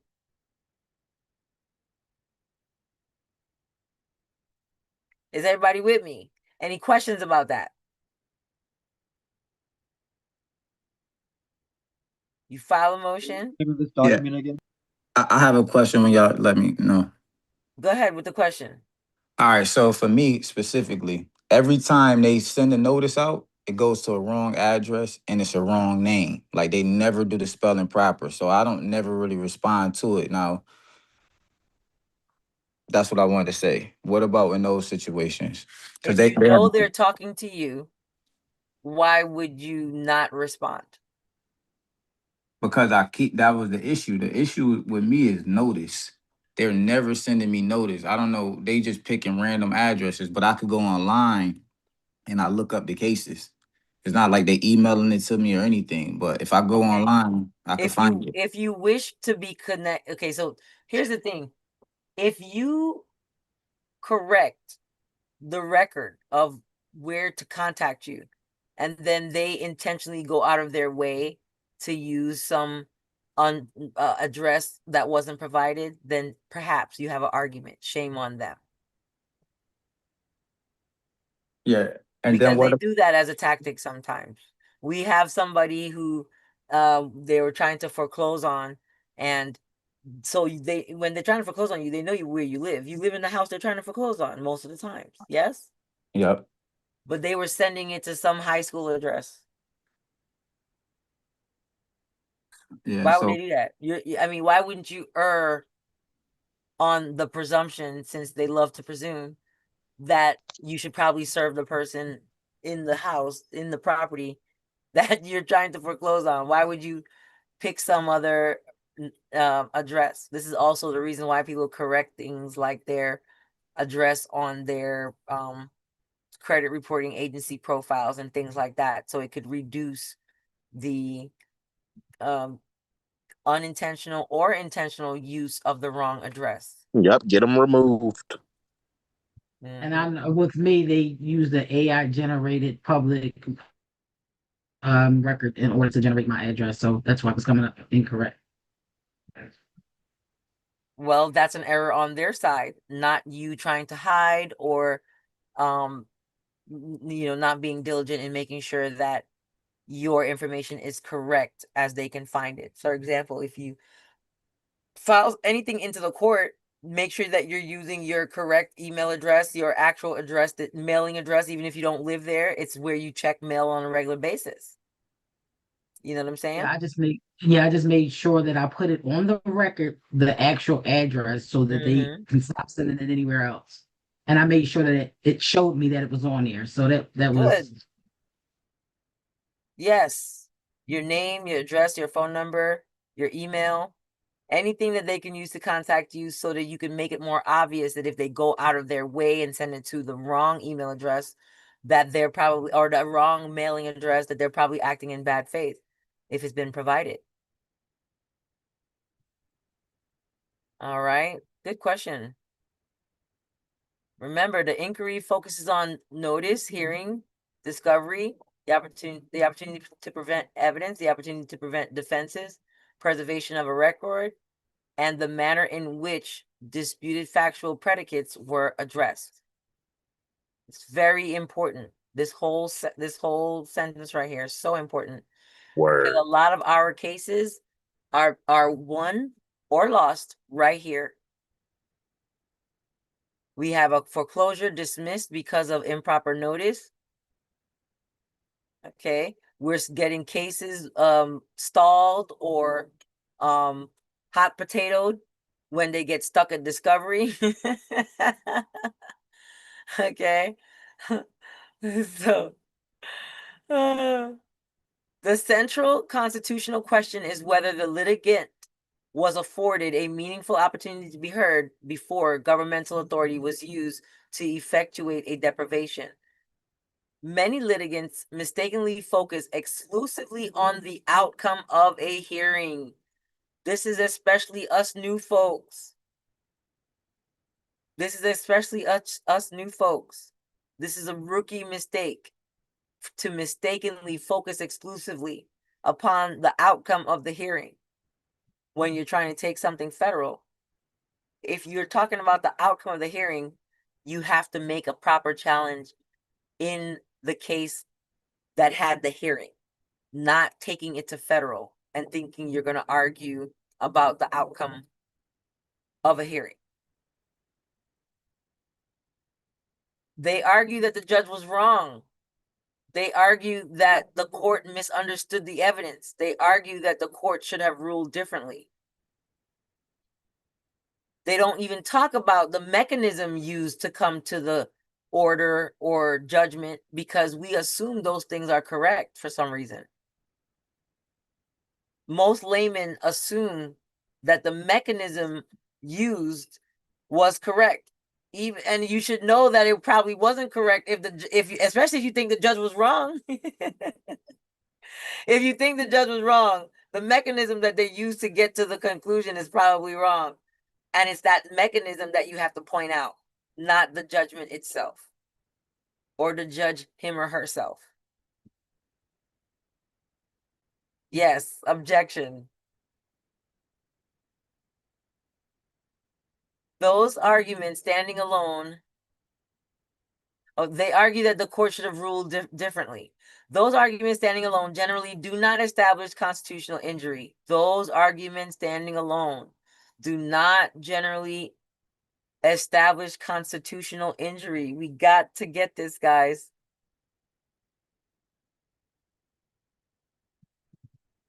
The more important constitutional question is whether the procedures afforded a meaningful opportunity to challenge the deprivation before it occurred. Did they give Matthews you notice? versus Elridge in all its glory. Say the case again, bro. I'm gonna type it in the chat. It's Matthews versus Matthew versus Elridge. Elridge, Yep. a United States Supreme Court case that dictates a foundational Supreme Court case that defines the modern framework for evaluating due process claims or meaningful opportunity to be heard in a meaningful manner. A meaningful opportunity to challenge the deprivation before it occurs. This is why notice is required. This is why the setting of hearings are required. This is why objections to proposed judgments are required.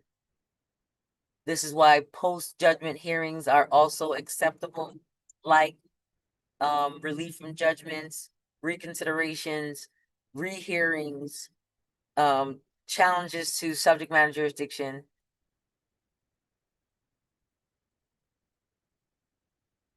But when you file the motion, you have to set the hearing. And then you have to show up at the hearing. Word. It's only if you're denied the setting of a hearing or barred from showing up, might you be able to show that you didn't get a meaningful opportunity to challenge the deprivation before it occurred.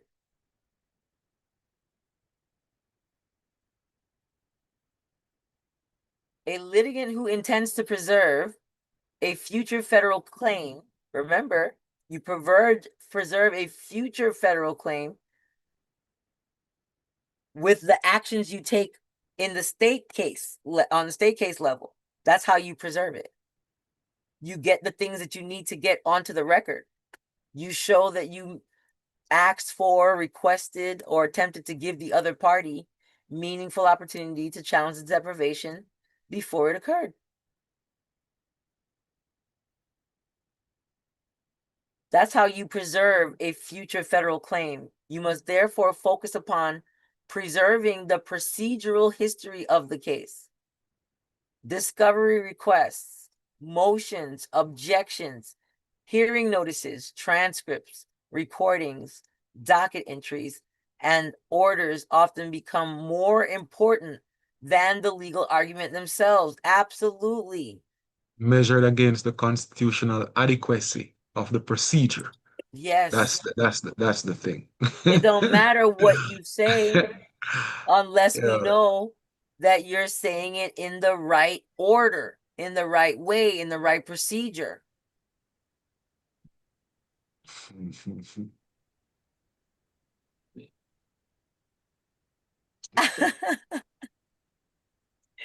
You showed up to represent the entity. This is what these gurus have people saying. Though that kind of crazy stuff is what these gurus have people saying in court. These materials provide the factual foundation necessary to evaluate whether procedures are constitutionally adequate. Execution due process concerns an entirely different stage of governmental action. It concerns what occurred when the state authority was actually enforced. Did they bust your window out? Did they punch you in the face before they read you your Miranda rights?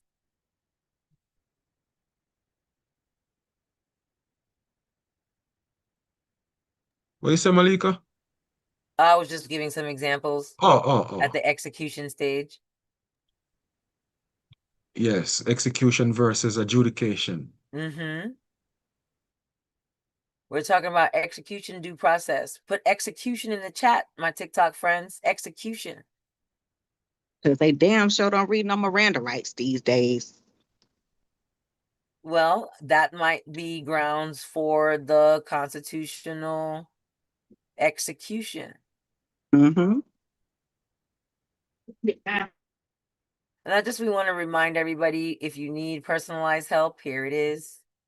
How you can get in touch with me. You can take a screenshot, or you can go and hover on it and book now.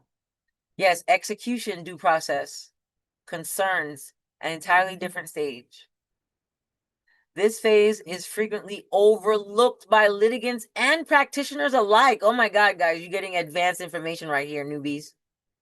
Because this phase is frequently overlooked by pro se litigants and professional practitioners alike.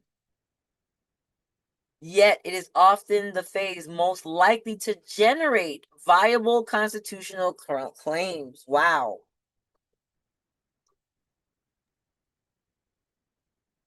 Malika, we didn't know nothing about procedure until we got over here. So Yeah, that's what we're realizing.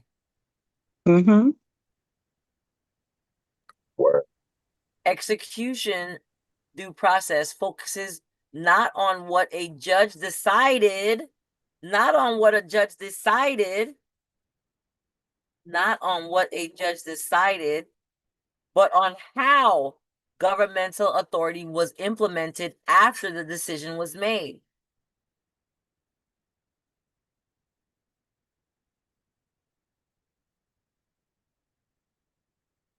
Even after they read you the Miranda rights, did they take you to the magistrate right away? Nope. Or did they wait 2 days, 3 days, a week, 2 weeks? The inquiry shifts from adjudication to enforcement. Did they send you threats in the mail about how they're going to add on fees if you make them have to answer one of your motions? Ain't that harassment? Probably not.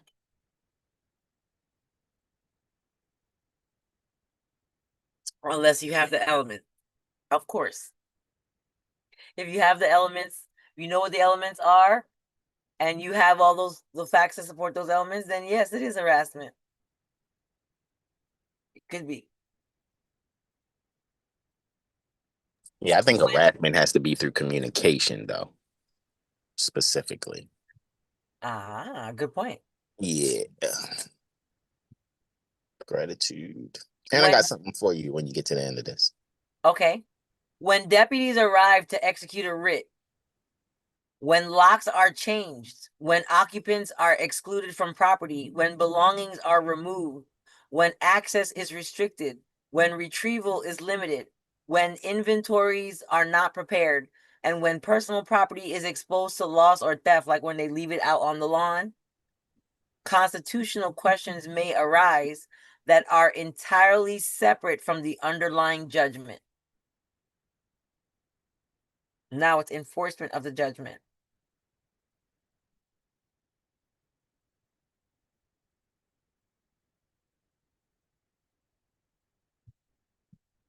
So Godly says, I just nearly held a whole grocery store liable for harassment. Good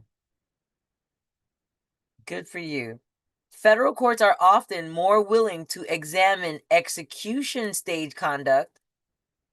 And this is what I want to say about that case that people hear Steve Emerson that talks about the getting off the county tax roll in Florida. It was the violation at the execution stage of a property tax enforcement order that they were able to sue over and get $32 million. They didn't just sue for getting off the tax roll. They sued based on the execution of an order after selling someone's home in an alleged tax sale. And so part of the settlement was to be removed from the tax roll. Does everybody understand what I'm saying?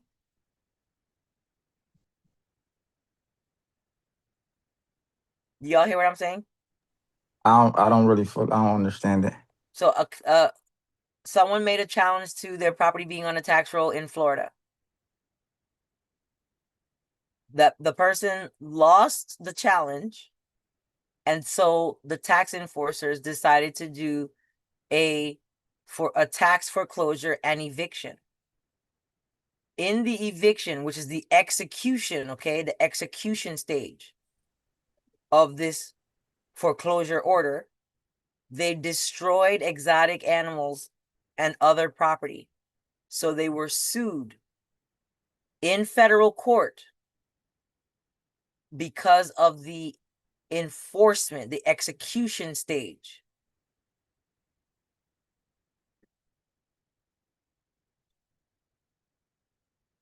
That's why it says, I'm highlighting here, federal courts are often more willing to examine execution stage conduct, which is, did they destroy your birds trying to tow your car?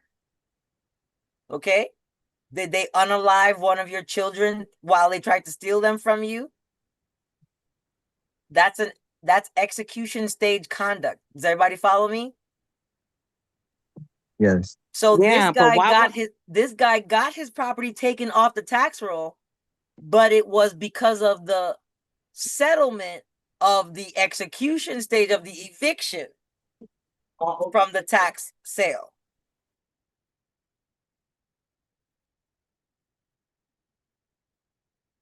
Y'all follow me now? Yes. So even though he got the same result, his property was removed from the tax roll, it wasn't because he sued them directly for having it on the tax roll. It was because they told him, well, you lost your contestant, your contest of the applicability. Now you can't afford to pay, so we're gonna foreclose on you to extract payment.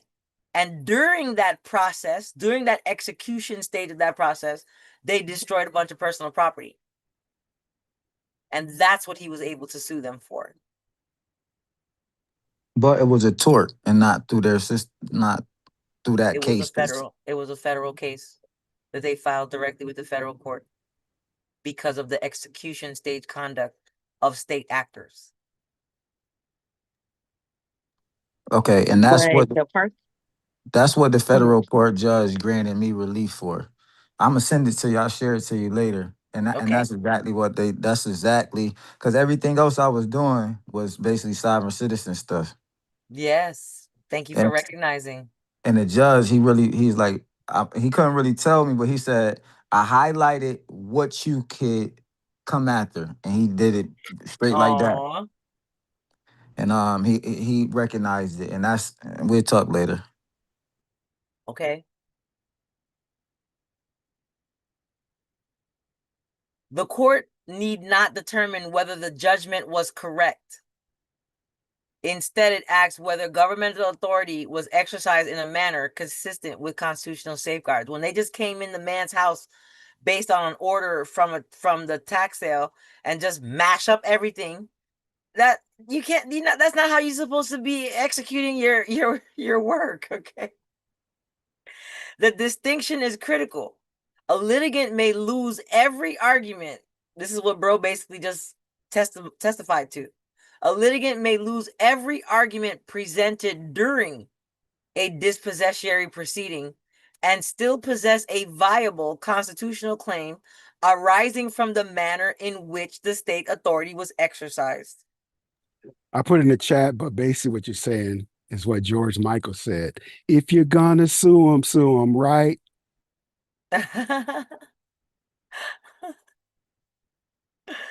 Does that make sense, guys? They could tell you, okay, you found guilty of driving on a suspended license, and so you owe us $250. But if they go to your home at midnight, stick you up, take you out of bed, shake the $250 out of your pocket, you could still sue them for the way they tried to collect that $250. Am I making sense, guys? You don't have to sue them for finding you guilty and liable to pay the $250. Do y'all see the difference? As they say in football, a legal procedure. That's right. I'm hoping y'all catching what I'm laying down. This is the difference. A lot of times, most people, and it's frustrating to people who are a little bit more learned in the law, to see people bang their head against the wall, arguing about the fact that they were told to pay the $250 instead of holding them for the execution due process because they came to your house at midnight and shuck it out your pocket. That's why you talk about the beginning of why y'all talking to me. They say you're guilty of something, but you're like, why are you talking to me? I don't work for you. Ain't on the clock. Sometimes that's what it takes. Yes, sometimes that's what it takes. So you might lose the whatever the main claim is, but the way they try to extract the judgment from you gives you another opportunity in which to go after them. So the three theory model of constitutional preservation. Effective constitutional complaints are generally built upon three interconnected theories. Somebody type three theories. Three theories in the TikTok chat.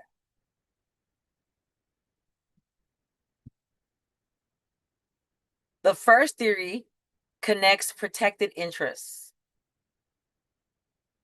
The complaint must identify what interests were affected. This is why when we are drafting complaints and we get to the counts stage, especially when it's against a governmental enforcement, we typically state as one of our first allegations in the count section what we had the right to be free from. So let's say we were holding them liable under the Fourth Amendment on the federal or the state equivalent. We would say plaintiff had the right to be free from unreasonable searches. Plaintiff had the right to be free from brutality when without acting violently themselves, right? The We would say, protected interest. yeah, we articulate the protected interest. Plaintiff had the right to be free from midnight nuisances. Just tearing my leaf, the wind, the breeze. Okay.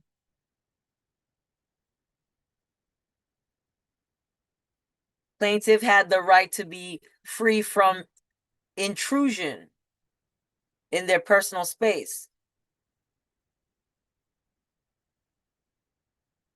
Plaintiff has the right to express their religious ideas peaceably. Yeah, so you state the protected interest. The complaint must identify what interest was affected.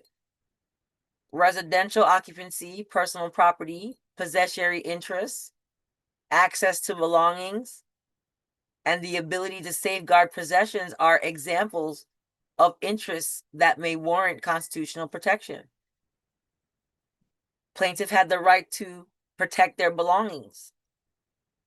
Plaintiff had a duty to protect their children. The more precisely these interests are identified, the stronger the complaint becomes. That's why I gave you guys so many examples. And remember, if you need personalized help, go ahead and take a picture. Right here, you can scan this QR code at any time, either while we're live or if you take a picture anytime on your phone. The second theory concerns procedural safeguards. Plaintiff had the right to due process. Plaintiff had the right to be noticed and given an opportunity to be heard. Plaintiff has the right to, y'all understand what I'm saying? The second theory concerns procedural safeguards. Constitutional litigation is fundamentally concerned with process, not mythology, not status correction, not whether you created a trust, put your children in a trust, put your property in a trust. Fundamentally concerned with process. A litigant should therefore focus not merely upon what happened, but what protections existed and what protections were absent. The absence of an inventory, the absence of retrieval procedures, like if they take evidence from you, try to use it against you, they lost, and now you need to ask for it back. Can you give me my 1,000 pounds of broccoli that you took from me? Do you have a procedure on how I can retrieve it from you?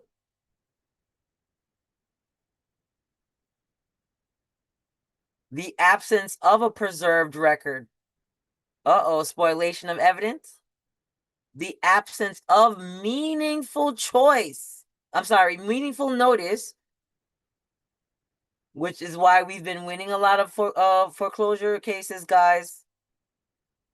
Absence of meaningful notice or absence of mechanisms designed to reduce the risk of erroneous deprivation often becomes more significant than the substantive dispute itself. You know what this just reminds me of? And this is maybe for my intermediate or advanced classmates. But this just made me think of the problem with the ability to use eviction procedures when ejection is the correct procedure. I don't think there's enough. It's a state matter and not one for federal I know, unless but this part right here properly. that says this part right here. The risk of erroneous, the reduce the risk of erroneous deprivation. That's the same. The absence of a mechanism designed to reduce the so risk of erroneous deprivation, because if they're trying to deprive you of property in a way that or using a process that dictates that you're a trespasser when you are obviously not, and they don't have a way to correct that deprivation. They don't have a way to tell the court, basically, this is improper procedure or abusive process, unless, of course, you bring your own abusive process claim, where you show that they're using eviction, which is proper in certain circumstances, in order to effectuate an ejectment.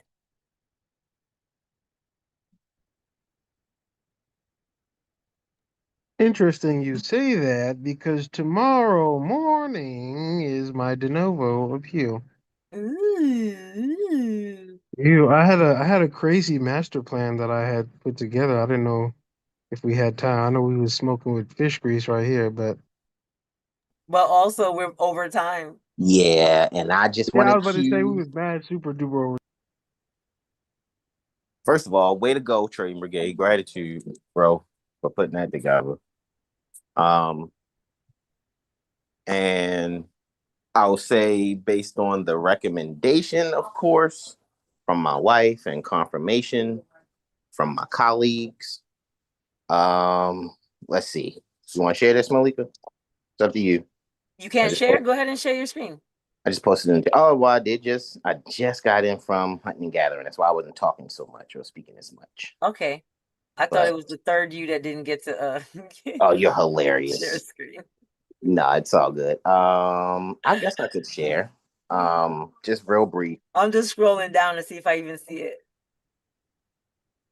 Oh, what? Yeah, I know.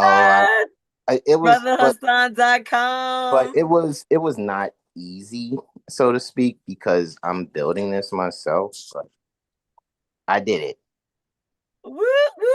Lotus, you and Quayne did it. But really, Arm Lotus, twisting be working sometimes. Hand squeezing. yeah, I know. Yeah, Lotus, like making sure it was getting done. And she was like, "Okay, just get it." And I'm just like, "Okay, yeah, might as well." BrotherHassan.com. Yeah, and it's building, but I'm gonna have other things on there. But the first thing people come across is the JPS. Yes. Not intake. What'd you say? That's what they do. I said not intake. That particular word when we dealing with law stuff. Like, but it's necessary. Yeah, it is. Absolutely. And of course I'm building it while I'm flying it. So I'm working out whatever I can work out on my end. BrotherHassan.com, guys. It's live. Type it in the chat. Yeah, I left off the bomb because Malika. Oh, I know. I was just kidding about the bomb part. It was considered, but then I was like, BrotherHassan.com is a little shorter. But Yo, I love it. I love it, bro. Yeah, I knew y'all would, man. JPS. That's why I was like, all right, I finally did it. I didn't wait too long. So, but yeah, that's it. But I'll still be accepting the bookings through the old way still too until I've made sure everything with this is solid, because it took me about 24 hours to build this, a little bit here and there or whatever. Remember when it used to take 24 months, 24 When's the class? days? Right. Now it's 24 hours. I think that's amazing. Yeah, well, that's why I look forward to class in July, because I think I'm going to assist, as we all are, are going to assist on those days with everyone having a different kind of relationship with their quote unquote AI. Pull up your the links for people to show their interest in the class. I'm I'm not gonna blow the whistle on you because it's not already up on your site. I'm just gonna. No, should have been BrotherHassan.bond. let me tell you, I literally finished it maybe right before class started. To be done right now. Look, you're getting a lot of support. A lot of support on TikTok. Yeah, gratitude, guys. Yes. But it's of course in concert with Lawful Living and evictioncoach.org.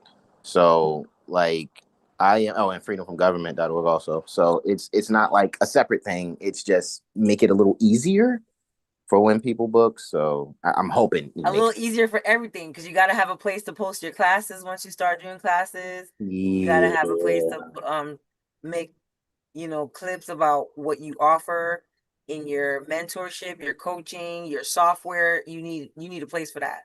Yep. So that means more pages got to be built. But I at least started out with this for you guys. I think I did. Hold on. 2 seconds. Let me bring that other photo up. Hold on. Let's see. Can I? I think I can. Yeah, there you go. Boom. And no, that's not. Okay. Yeah. Well, listen, emotional outbursts. I appreciate y'all for this platform, Malika. Thank you. And for the MCAT Corey, thank y'all so What a much. favorite song. Because You're I mean, welcome, y'all really cleared my Ashley. head on some stuff. Okay. But you also, I have a bone to pick with you. Me? Okay, guys, we have up on the screen how to show your interest and enroll in the class. Yeah. So even Screenshot right here started. on TikTok, guys, you guys can either scan on the screen. Let me move mine. Oh shoot, I don't want to move it where I can't retrieve it. So you guys can take a screenshot and that'll give you both. You can scan them independently from your phone. So even if you're not ready to enroll right now, just take a picture and keep it with you and check it out when you have the time. Oh, sorry, y'all. Forgive me. So I got a bone to pick with not just Ashley, but all y'all. When y'all get up on people's panels, recognize when those gurus are doing the gas thing. Recognize when they're playing the 3-card Monty on y'all. Don't be acting all intrigued with their internet guru nonsense, talking about anything. No, I'm there to ask questions. And majority of what I did, which I was very surprised to see the fam in other like different places, I'm asking questions, not taking things verbatim by what they For say. Because of sure, for course, sure. I'm gonna go and go back and fact check that on my But own. So there's asking questions and then there's asking questions. So there's asking questions like, what you talking about, Willis? And they're asking questions like, oh, tell me more about what that nonsense is you talking about. in a form, it's making it make sense to myself. Like, okay, if you're saying this, okay, let me understand what it is that you're talking about. So I'm gonna ask deeper questions. Now, I see what you're saying, Malika. If it's bullshit from the jump, don't even ask no questions. That's what you're saying, and I get And that. unless it's what you talking about, Willis. Right, because I already I know what I am trying to get accomplished. However, I'm not trying to be on somebody else's platform to if you boost them get an up. opportunity, However, guys, if they're making sense to me, I'm gonna ask them a question, and then if it makes sense, then I'm gonna go deeper into what you're saying. Because then, if you're not, then I'm gonna say, well, this doesn't make sense to me, and this doesn't make sense to the other person, because another person can come on and be like, well, actually, ask this question. So what does this mean? So I mean, I understand the power of being responsible with the knowledge that you already have, and definitely not egging on the things that are already wrong, because please believe me, I don't need no trust. You done already got me out there. This ain't my name type thing, girl. Like I gratitude. understand the effects and the elements of guru abuse syndrome. So now, when you say, and you said this, and this is what stuck with me all day, go back to the source, even if it's .gov. If I don't know the meaning of something, I need to go and find the rule for it and use it to my advantage. So thank you for that, Malika. And that's why I feel like this tribe is so live. Like, and Wow. it's a vibe over here. Trust me. So even if I am on other different platforms, like I feel like it's okay, because let me see what they're Of course saying, it is. and let me weigh that against what I already have studied for myself, and let me challenge that. Because please believe me, on people's platform y'all ain't never been to, I've got kicked off of just by asking questions, especially about the Constitution, because I That's why we got explain. our own cult over here, right? In this cult, you can ask about the Constitution. You can ask questions about anything. We're not going to kick you out.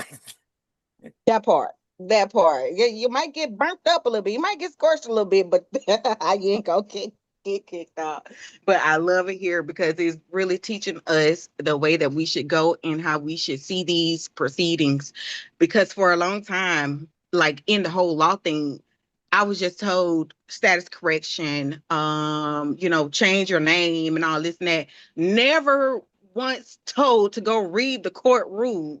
Baby, you in court 436, go read the rules for that court and see what it says. And then it's That's when it becomes simple. I promise you. But well, that's when people got mad. Oh, she's just reading the stuff that's available on the internet. Yeah. But you're And not. they That's why, use and you're AI losing. to create lawsuits. So Yeah, I'm reading it because you're not reading it, and that's why you're losing. So it doesn't matter that it's free on the internet. Let's get together and have some reading comprehension sessions. And exactly. I Let's want to read leave it y'all with together. this. I want to leave y'all with this. Law is the most important thing that you could learn and teach. The law is the most important thing you can learn and teach. Life is law. Law is life. Nothing happens outside of the law. Nothing happens outside of law. How tall you're going to be, how you're going to look, how fast your hair is going to grow, the texture of it, all of it is set by law. All of it is set by law. So when we are in this world and we are doing things that have legal and lawful consequences, like higher education, getting a job, purchasing a car using traditional methods, right? How you're going to conduct yourself if and when you interact with the government agents. If you don't teach and learn those things as early as possible, like how dare you think that you're going to learn the law as a side hustle? People want to start their life. They want to be whatever age y'all think is old enough to make decisions, whether you want to say it's 15, 16, 17, 18, I don't care. But instead of learning the law first, you become something else first. You become a mother first, or you become a plumber first, or you become a butcher, a baker, or a candlestick maker first. And then now, when you get a traffic ticket, or you get a warrant in possession, or you get an attempt to foreclose or attempt to garnish, now you're like, I gotta learn the because we law. didn't Who can read that relate? content, right? Because Who we can didn't read that relate? content. Why didn't you learn the law first and then become a carpenter? Learn the law first and then get married. Learn the law first and then become a teacher and then become a whatever else you become, instead of becoming something that already has legal and lawful consequences and duties and obligations. And then when you get attacked, that's when you want to start learning what you call law on the side. And then you're telling people, well, I'm just a landscaper. So now I'm trying to learn this law stuff. Well, don't becoming a landscaper involve some legal obligations? Yes or no? We weren't taught to do so first and foremost. So that And has that's a why lot to I'm do. putting y'all up on game. We can no longer suffice to say, I'm just a engineer, and so now I'm learning the law, or I'm just a coffee shop owner, and so now I gotta learn the law late at night when I come home. Or I'm not negatively judging anybody. I'm just observing that that's a problem. Can we agree Definitely. that we should probably learn the law, especially the law surrounding whatever we're going to end up doing? Right? Can't even go get no food free out the grocery store Because you don't know the without they law. calling it larceny, right? Because you don't know the law. So it affects us in every facet of our lives, And and it to should be get the most important. think about it, guys. To get a credit card or a bank account, are you not filling out legal documents? Yes or no? Are you not filling out documents that have laws that control the transaction? A regular, yes or no? Yeah. Even when you go get Yes. a learner's permit, what age are you able to get a learner's permit in your local jurisdiction, guys? What age can you get a learner's permit? 16. Is that not a legal 16. document? Is Yes, that it not a is. document that creates Yes. legal I was driving since I obligations was 12 and though. expectations? And yet you're going Yes. to be going like this, and then you might not learn the law surrounding the thing for another 16 years. So you sign it at 16 and you don't actually read nothing about it till you're 32. Is that not a problem? Why don't our children already know the law? Why do we allow them to be any age, 13, 14, 15, 16, 17, 18, know nothing about the law, but they're engaging in legal transactions? They're engaging in lawful transactions that create legal obligations and expectations. It's So intentional. true. So true. But we So think true. law is a side thing. And then they'll turn it back on you, and then you'll be surprised. So The you're so Rockefellers right. and the So Rothschilds right. changed the whole public school system in the early 1900s specifically to dumb us down to not be able to fight. It's not just them. That may be true. I'm talking That about very well may be true. We could be learning this all through the school system, and they don't do any of that. Yeah, because I don't think that it's the enemy's job to teach my children how to beat them. Why don't we know that the creators of the school and are our enemy? Why would we even speak about their intentional indoctrination system to create their necessary workers? Why would we hold them like, why don't you teach your necessary workers how to not need you? Because Why they would they do denying that? in our families. Why would they teach people how to not need them when they need people to need them? Why would we look to the public fool system? The only reason that they initially offered anything beneficial to the people is because they had to lure the people in. Oh, you teach your children how to hunt and fish and recognize food in the wild. We are going to teach them that too. Just bring them to us. And then when they get there, they might teach it for a little while and then they go, yeah, let's take that out of curriculum too. Oh, you want to teach them archery and we're going to teach them too. And then we're going to take that out of the system. Oh, you want to teach them multiple languages? Oh, we're going to teach them that too. And then we phase that out. Anybody know what I'm talking about? Oh, you want them to get some physical education? We're going to give them that too. And then we're going to phase that right out. Is anybody following? At least home economics. Yes. As y'all, we going to get, oh, you're going to teach them how to can and garden? Okay. We're They going to teach can't them hire that people too. that's smarter than them We're to going to work teach for them them. that too. And then we're going to just remove that from the curriculum. Y'all Yeah. not seeing it? And I give mean, me we those already know who wrote the textbooks. and give me those So guns. Give me those guns. The Epstein class wrote the we already textbooks. know. Okay, so when people say, even when people make posts like, like or love this comment if you think they should teach blah blah blah in school. I never agreed. They shouldn't teach nothing in school at all. They don't need one. Because they're not teaching anything useful at all. And we over here like, oh, I want to demand you teach my kids. Listen You now. teach your kids it. You How to teach your kids that. read. That's why listen, as a teacher, at least I get to teach the phoneme and the grapheme. I'm just saying, we want the enemy, the actual legitimate enemy of humanity, to be demanded to teach our kids something that we should be responsible for teaching them. And that something is everything. Yeah, I mean, but like, are people willing to recognize that even though you may be the age that you are, your dependency on someone outside of yourself teaching you and your loved ones, that might have been something too that's was socially engineered that may have to be rehabbed out also? Because if you don't work, you don't eat, Hassan. That's ungodly, because food is all over the floor. That whole don't work, don't eat is crazy. Do you know that pears have to fall off the tree to ripen? They do not ripen on the tree. So you could just sit under a pear tree and just let it fall into your mouth. You don't have to work.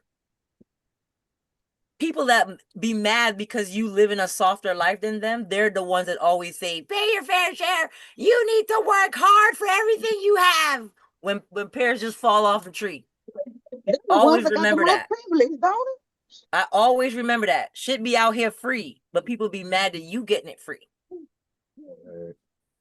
So mad. My whole family. That's your whole family. Yes, they be so mad. I So worked mad. hard. I expended, right? Energy, maybe some blood, some sweat, some tears, and here you are letting pears fall into your mouth. Plucking Don't grapes listen to and me, putting them guys. in your I got mouth. like 20 minutes before my next consultation, so I have to go. That's why I spent a little overtime with you guys. But remember, if you need personalized help, you can book me. You can get with Hassan.com, brotherhassan.com. Oh, Okay. You yes. can get with Georgia Eviction Coach. Word. And I will be back. Will I be back on? I might be back on later tonight. I know I promised you guys last night I was going to get back on and we were going to talk about our mortgage mentorship program. Shout out to the people who signed up already. If y'all don't know what the mortgage mentorship program is, can one of my admins affiliates type the lawfulliving.com mortgage-mentor in the chat just so people can. I'm going to need a banner for that. Thank you Some all guys for sign up. your lounge. Oh, it's on. Okay. Gratitude. So it's here in the Hi, chat on Zoom. Sunny put it in there. lawfulliving.com/mortgage-mentorship. That's a special program just for people dealing with mortgage situations. Anybody that wants regular consultations, again, that's how you do it. Or like I said, you get with Hassan or anybody else on our team. Linnea only does document reviews. Okay. She won't talk to you on the phone about it neither. She's going to review your document. She's going to give you thorough notes. She might make an audio recording if you ask real nice. And Is then give Linnea her is feedback. Linnea AI? Linnea's right here, girl. Are you AI? Talk to the people. Is Linnea still with us? She's been accused of being AI. I'm gonna have to text Linnea. Okay, guys. So until next time, peace. Mwah. Peace. Peace.